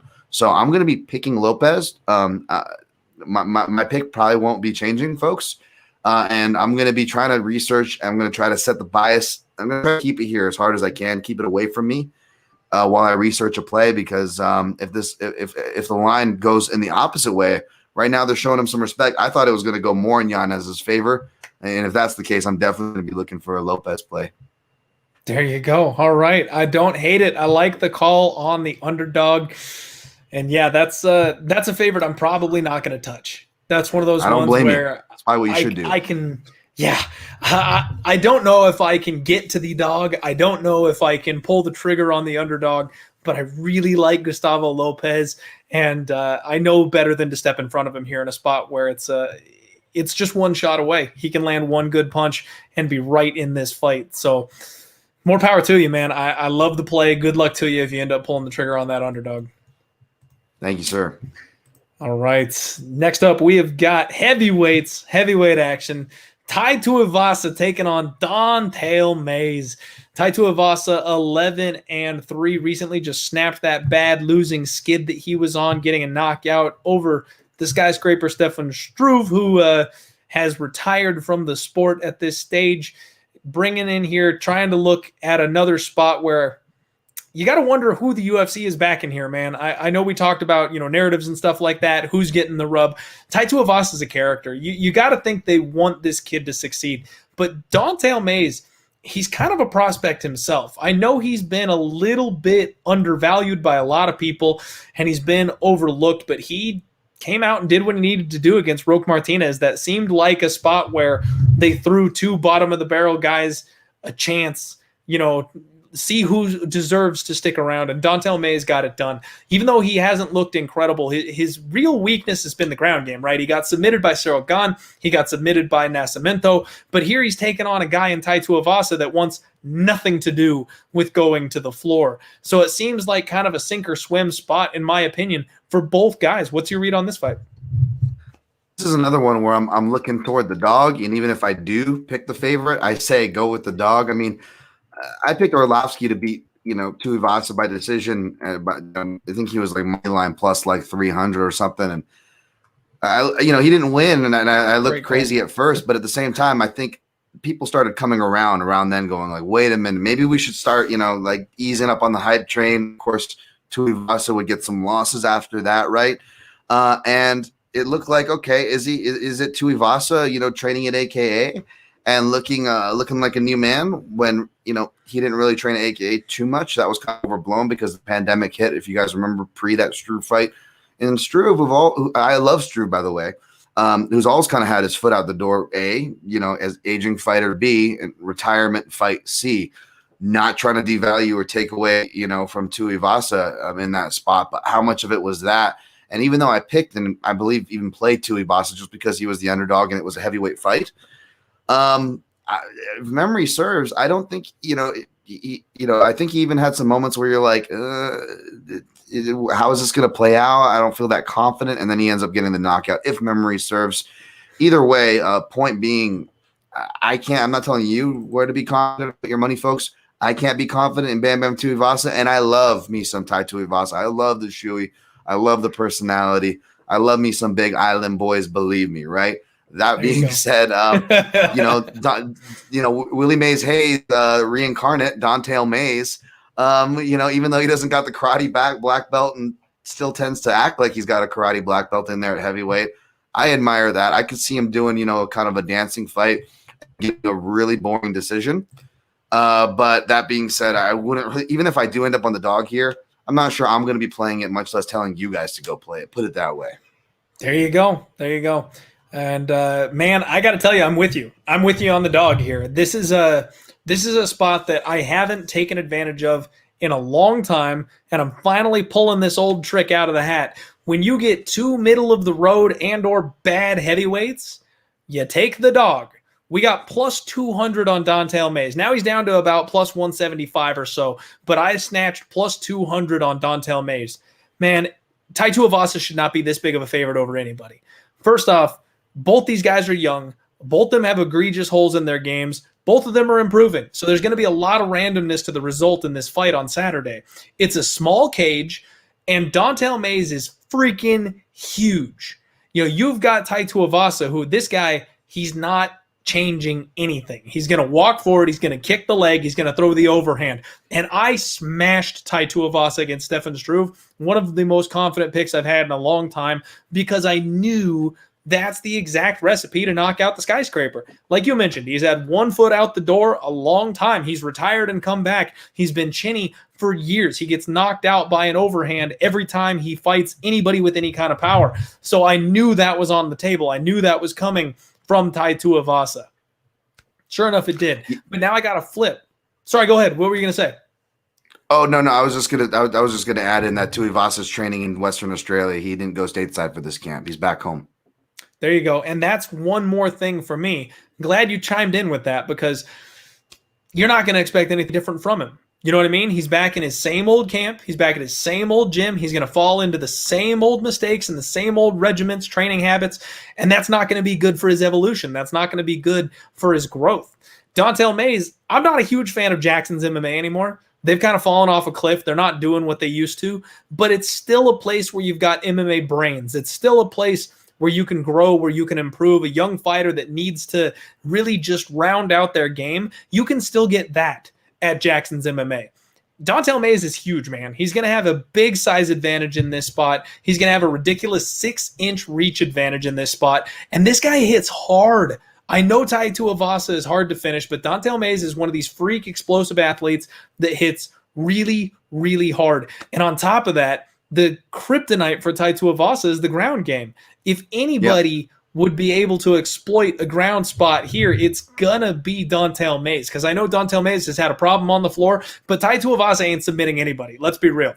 Don'Tale Mayes can grind this guy up against the fence, just being the bigger, stronger man. Never has to worry about Tai Tuivasa reversing him or diving on his legs for a takedown.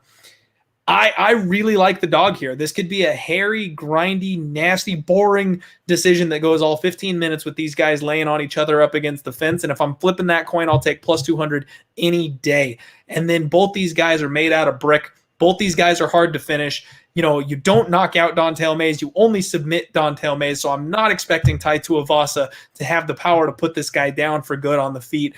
If he proves me wrong, then so be it. But please, everybody, don't parlay Tai Tuivasa in this spot. I'm taking the dog. Oh my God, never parlay. In fact, my rule of thumb, which I think goes with yours, you tell me if you agree or disagree, but when you just see minus or when you see any line over 2-1 in a heavyweight fight, even if it's proven products, squint a little bit. Take a second look, because you better be damn good in a very, very favorable matchup to in my mind, justify over 2-1 odds as a heavyweight in the sport of MMA, much less in 2021. And I will say the one TKO loss, I was actually there for in person, and that was on the ground too, I believe, from a crucifix position with Alan Crowder. And I know Crowder is not a big name or whatever, but the fact was he had a ground game and he was willing to pursue it, and that was the difference in that fight. And I can tell you that I wish that almost Mayes didn't have as much of a chin, because I could hear those shots.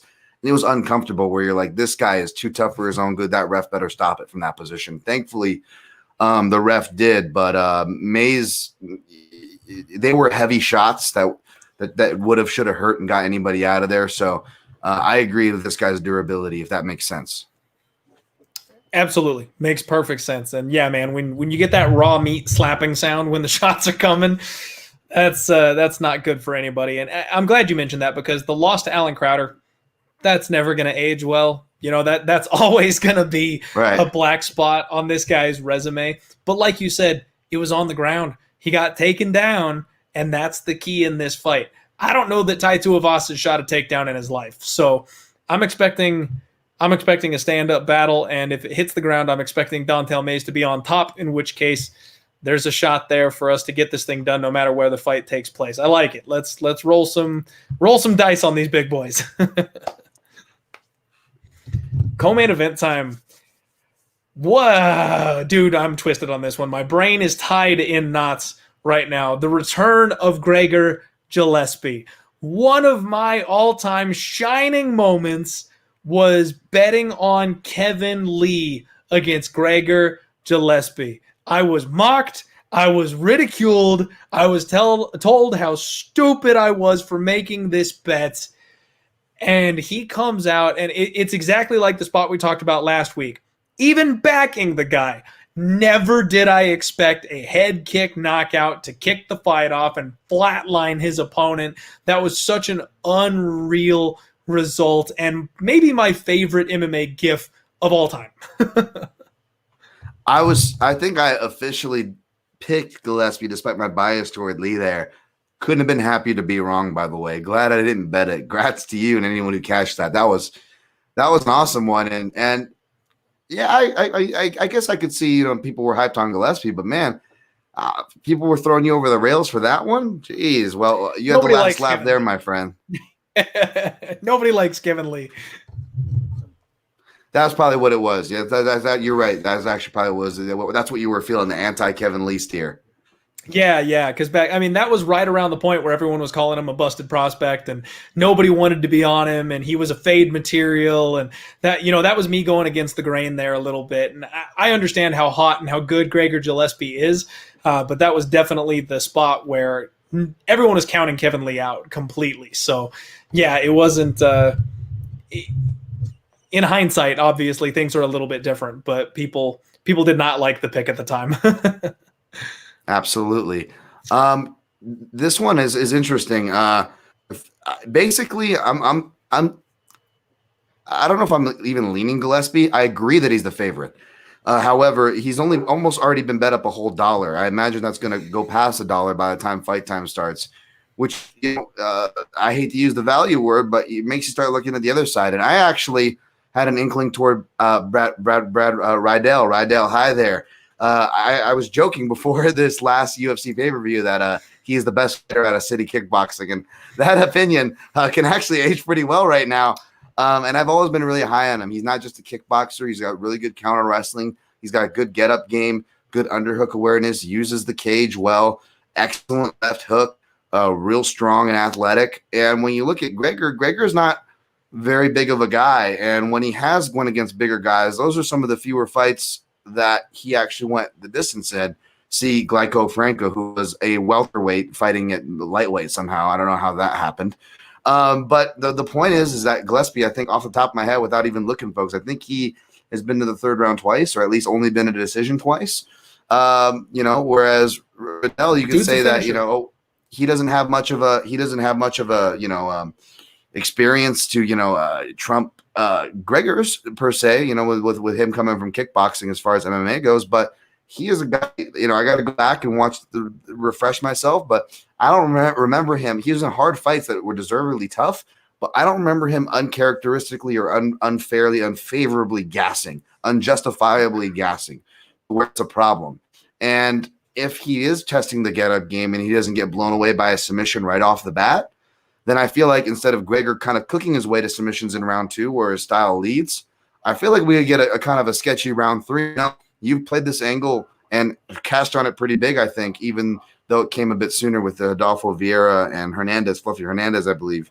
That was a big balls placer. But you look at that dynamic, right? And I feel like if you're looking for a path for Brad, I feel like that's it. I feel like he fights his way into this fight as it goes on. You could say, oh, you want a guy to go at Gregor, a guy that's coming off a bad knockout loss that has ring rust. You want to pressure those guys, right? Which is what you ideally would have wanted to see maybe Bilal do against a guy like Edwards, right? You got to get on these guys. That being said, I don't think Riddell's going to do that.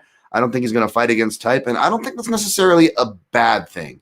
The small cage is a bad thing, which is another reason why, again, we're seeing money come in on Gregor. So Gregor, I have no issue with him being the favorite, but let's just say I'm going to look closely for some Riddell angles here. Man, you and I are syncing up a lot here on this card. Real quick, got to give a shout out to my guy Michael Lunday making the live show. What's up, buddy? Glad to see you back in here live, my man. It's been way too long. I was going to give you a shout out at the end of the show. I hope you're well. I got to tell you, dude, you just crushed that breakdown. The opening and having Gregor being the favorite, I get it. I'm fine with it. And he's a monster in the takedowns, man. He's very, very, like we say, Khabib-esque. We say it a lot, but that's what this guy does. It's first, second, third, fourth takedown attempt, trip, get in there and do this thing. And that's what he's good at. So I totally understand him being the favorite. There is no problem with that whatsoever, but he's just been flooded with money, buying him up so far. The knockout to Kevin Lee, that could be life-changing, man. That could be one of those knockouts that you just never recover from. The way he fell, some chins just don't come back from that. And especially going up against a real striker like the last man standing at City Kickboxing here. I don't know if you want to come in with a weak chin. And obviously, I wrote a whole article for this on odds, breaking this thing down. We're not going to know anything about this fight until it happens. You can be as confident as you want on either side that you want, but there are so many questions around both these guys in this spot.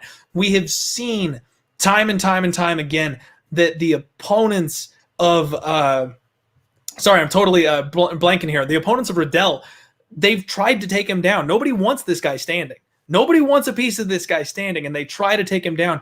He almost wears them out. He's one of those guys that reverses it, that you get tired trying, because he just never accepts that bottom position. Passing the eye test, I think Gregor can take him down. I think Gregor can do exactly what he's done to pretty much everybody else. But I don't know what version of Gregor we're getting. He looks like he's in incredible shape. On Instagram, he looks like he's in fantastic shape. So I'm expecting good things from him. But I can't lay this kind of chalk on a guy who just came off of that awful, awful knockout and a long, long layoff against a guy who has been active, a guy who's been hot, a guy who's been taken down multiple times in every single one of his UFC fights and still finds a way to win. That's the thing here. He could absolutely get taken down by Gillespie this weekend 2, 3, 4 times, but that still won't stop him from getting up. And in the third, he will still be there and have an opportunity to win this fight. And so far, he's been perfect doing that in the UFC against some really strong grapplers. This is fantastic matchmaking. I can't wait for this fight. At plus 205, I feel like it's dog or pass on Brad Riddell. I don't know that I'm going to get there to the betting window. I'm going to say Gillespie wins the fight. Like, that's going to be my pick. I think that's the outcome that's going to happen. But taking this kind of a leap of faith, there's other spots, man. There's other spots on the card. You know what I mean? I agree. I'll just add that Gillespie does look in great shape. I just went to his Instagram. He's over there at more kickboxing. I love me some Keith Trimble. One of my favorite things is Keith Trimble losing his mind, yelling at Volante to keep his hands up.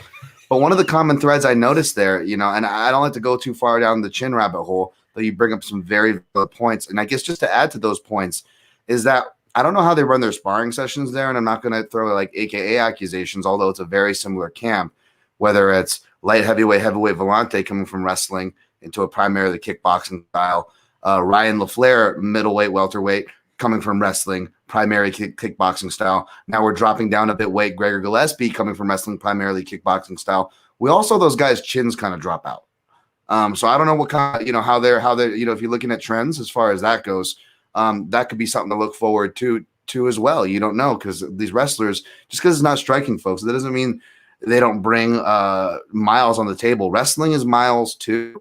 And I'm not alone in saying this. A lot of fighters will tell you this. Some of our worst concussions come in the grappling portions of the training.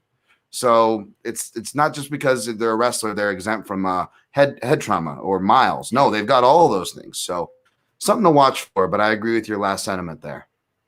Yeah, we've seen, people going for slams, knocking themselves out. You can click heads going in for takedowns, people catching knees on their way to entries, guillotine chokes where they dive on them and slam your forehead, man. You're absolutely right. And grapplers can take head trauma just as much as anybody else. There's a reason why in high school they wear those little mini helmets that they do. I know it's mostly to cover your ears, but there's still a little protection there for, making sure you don't smack your head side to side with your opponent. So big time. I am right there with you. I completely agree, and I can see what you're saying. I do think it's a dog or pass spot, and it's funny. I got some people in the chat saying I'm already going to be on Brad Riddell. I said I'm not going to bet this one. We'll see what happens by Saturday. You all know me way too well. We'll see what happens by Saturday. But I am going to do my damnedest to stay disciplined and pick some other spots on the card than this one. I will wish you luck, man. I'm going to cheer for you because I kind of don't want City Kickboxing to go down in flames. I want to see Brad Riddell come out and get a win after that last event. And I definitely want you to cash a ticket. Plus, I love the underdogs coming through. But I can't. Man, this is one of those spots that I almost feel like I have to take Brad Riddell, because if he is who we think he is, how often are we going to get Brad Riddell at plus 200? He's been like even money or a favorite. He's never the dog, and he's never a big dog. Like, this is a rare spot where if you believe in this guy and you back this guy, it's a freebie. You know what I mean? It's a line that you're just never going to get on him. And especially if he manages to pull off the win, if he manages to beat Gregor on Saturday, he's going to be minus 500 the next time out. He could be. You could also put that logic on anybody that was able to grab Gregor at minus 150. Perhaps they're telling themselves the same thing if he wins, right? So again, another reason why, to your previous point, this is just a great piece of matchmaking. Absolutely. That's a fun one. Maybe the best looking fight on the card. I can't wait to watch this one and see how it goes on Saturday. It's main event time, folks. The one we've all been waiting for. We have 362 live viewers. Thank you all so much for hanging out with us tonight. This is odds.com. You're watching the Diehard MMA podcast. I appreciate you all spending the evening with us, and we've got special guest, none other than Dan Tom himself, hanging out tonight talking sports betting. And here we go. Middleweight action. Derek Brunson taking on Big Mouth Kevin Holland. I know he's Trailblazer, but I like Big Mouth much better. I'm just going to call him that.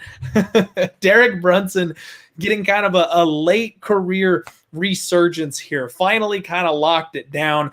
Blitzes in a lot less, so he's been able to protect that chin of his a little bit more, relying on his wrestling that he used to be known for.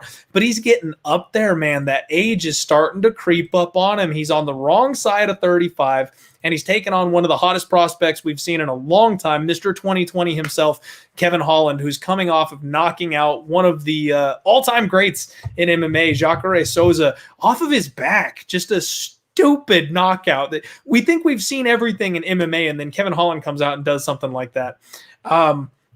I'm a big believer in Kevin Holland here, man. I've been a big fader of Derek Brunson, and that's bit me in the ass his last couple of fights. Believe it or not, I have faded him all 3 of his last fights in a row. I bet Elias Theodoro, and that was the first fight Derek finally showed that he was a little smarter than we believed. And then I bet Ian Heinisch because I like what Ian Heinisch brings, and I thought the Hurricane was going to be able to find the chin, but Brunson doubled down on his improvements and got the grappling going. And then I tried again. I was an idiot, and the beginning of the hype trains that have just been lighting money on fire for us for the last year or so, Derek Brunson got it done by derailing Edmund Shabazian, and good on him. But when you look in hindsight, none of those are all that great. Like, Shabazian was an undefeated kid that's never really been tested, and he sank the second the fight wasn't going his direction. Good hammer, bad nail. And then you've got Ian Heinisch, who just showed in his last fight out that this Ian Heinisch 2.0 that knocked out Gerald Meerschaert, maybe there was some chin issues of his opponent, more so than his incredible power that he suddenly discovered. And Elias Theodoro, the main event himself, is no longer with the UFC. They cut the man because of that performance. So the last 3 wins, you can put an asterisk next to each and every one of them. And every time Derek Brunson does get into the title picture, does get into that challenger type of fight, he gets knocked out because these guys are just bigger, they're better, they're faster, and they can find that chin. And Kevin Holland is no exception. He's got a 4-inch reach advantage here, man. And I think the speed and the accuracy of the punches from Kevin Holland is going to be the one that really gets through and ends this night, because a lot of people, and I hope I'm not taking like all your points here, man, because a lot of people are going to go back to Kevin Holland being taken down in the 3rd round against, we just bet against him last week. What's the name I'm thinking of? I'm blanking on it.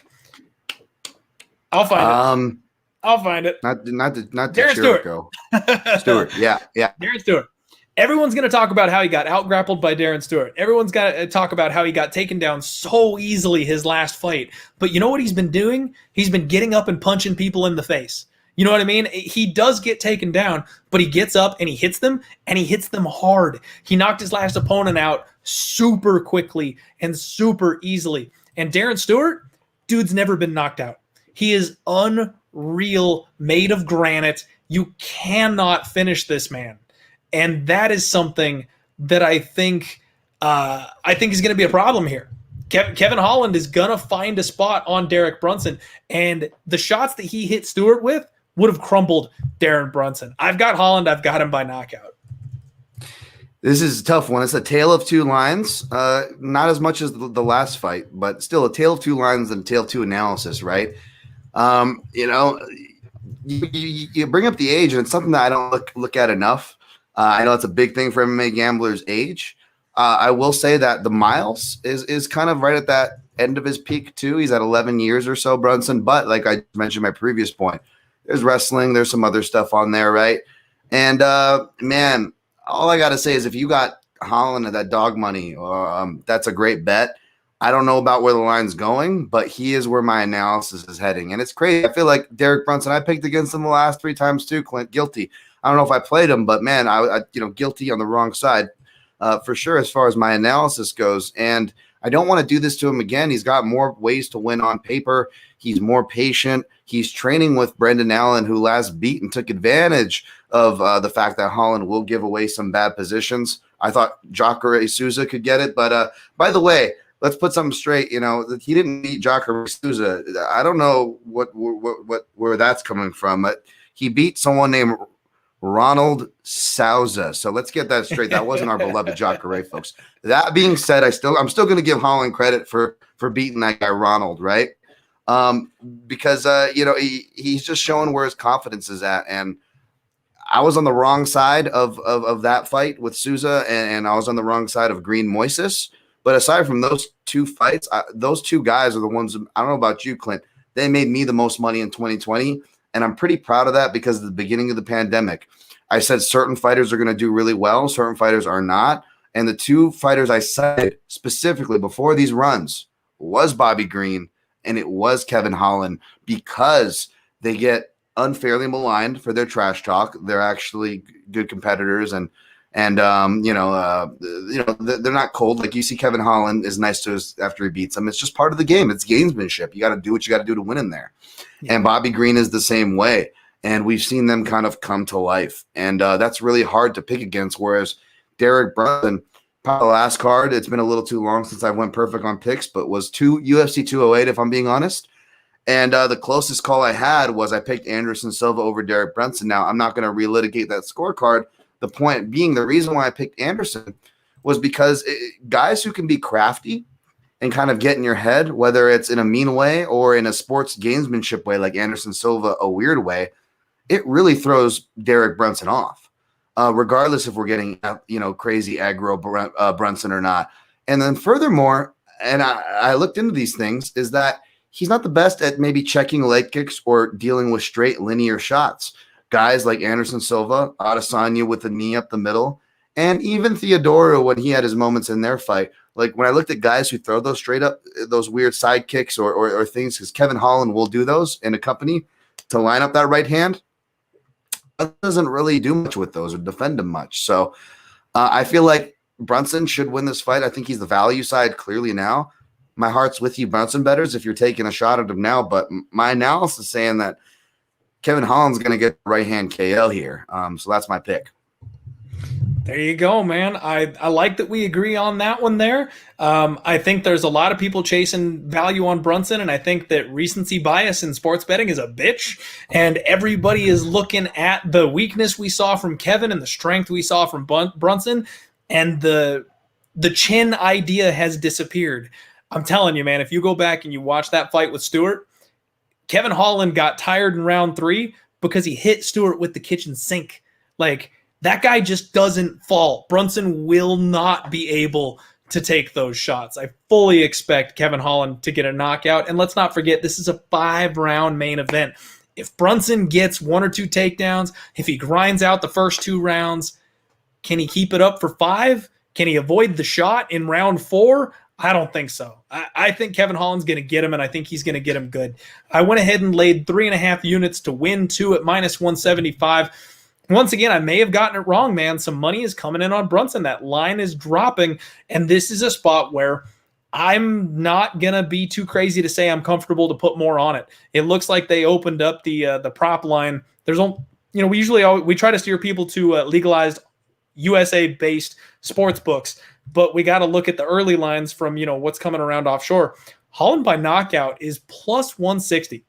You're getting plus money on Holland by knockout, which in my opinion is by far his clearest path to victory here. And that's a spot that if that number survives to when we can touch it stateside, I'd be very interested in Kevin Holland at plus 150 or plus 160 for a knockout. I agree. I think that angle is there. And even if he didn't beat the line, that happens to the best of us. However, take solace in the fact that I do think this is more of a sides fight. Over and under feels very dangerous. I know I could cry wolf with that a bit, but I will stand by it here. I think this is a real dangerous fight to decide the over and under. You're best off going by your sides. I couldn't agree with you more on this one, man. I think that Holland could knock out Brunson anywhere from round 1 to round 5. If Brunson gets off to a hot start and this thing is slow, you don't want to be sitting with a 2.5 in your pocket, looking over under 2.5. I lean more towards the under myself, just the way that Kevin Holland fights. But we saw him even like the Buckley fight, where he didn't do it until the 3rd round, and it looked like that one was going to decision. So round 3, round 4, those are all very much on the table in this fight as well. So good call. I want nothing to do with the total. I'm sticking hard with my favorite here on Kevin Holland, and I'm going to try and ride this one to the bank, man. I'm excited. Perhaps that's why I'm with you there, because I actually am officially picking round 3, which maybe shows my indecisiveness for the over-under. But I'm with you on the Holland by KO. There you go, man. Hey, it was excellent having you on the show, folks. That is UFC Vegas 22. Make sure you show my guest here some love. Dan, the floor is yours. Let the people know where they can find you. If you've got any sponsors, if you want to shout anybody out, now's your time, man. Go for it. Have at it. Too kind. I'll just keep it simple. You can just follow, whether it's my podcast, Protect Your Neck podcast, or stuff on my YouTube channel, Daniel Tom MMA. I post it all on my Twitter handle. It's where I'm most active. I believe you got me down here perfect already at Dan Tom MMA, as you see on the screen. Thank you, sir. And mainly, I just want to say thank you to you. Honestly, I said at the top of the show, and if anyone was late, and I want to say that I said it to you in private, Clint, but just so your listeners here too, massive respect, man. Keep up what you're doing. You know, it's a crazy, it can be a very volatile space. There's a lot of people that come and go. You seem like one of the real ones, genuine through and through, man. I don't do shows that often. I'm actually kind of putting myself on a hiatus, and I also don't like giving my analysis early. But you are one of the very few that I'll make the exception for, the Fight Site guys as well. So for what that's worth, please like the video, subscribe to the channel, support all that Clint does, because he does a good job. Thank you very much, man. Very kind words. I'm humbled for that. I appreciate it. And man, we would love to have you back sometime. This was an absolute blast. Would love to get you back on the show sometime. Anytime, man. You guys do great content. You're all around. Happy I could be on. And this was a blast, genuinely. Awesome. Thank you very much, man. And to everybody watching, do us a favor, hit that like button. I know you're sick of me saying it, but please, it helps us out. That's really what drives us and allows us to bring these free MMA betting shows to you. Good luck on all your action this week. I'm having an up and down night in hockey myself. Hopefully you do better than I did. Let's make some cash on Saturday. We were this close to scoring at UFC Vegas 21. We're looking for a win to get us back in the winners column at UFC Vegas 22. Just do your best out there, everybody. The world is starting to open back up a little bit, so stay safe. Make sure you treat each other kindly and well. We're in a very toxic environment online sometimes. Don't be part of the problem. Be part of the solution. Use that block and mute button. Be quick on the trigger finger. Get the people who are a bad influence in your life out of there and be that bright, shining example for other people so everyone knows there's good people around here too. Have a great week, and let's roll.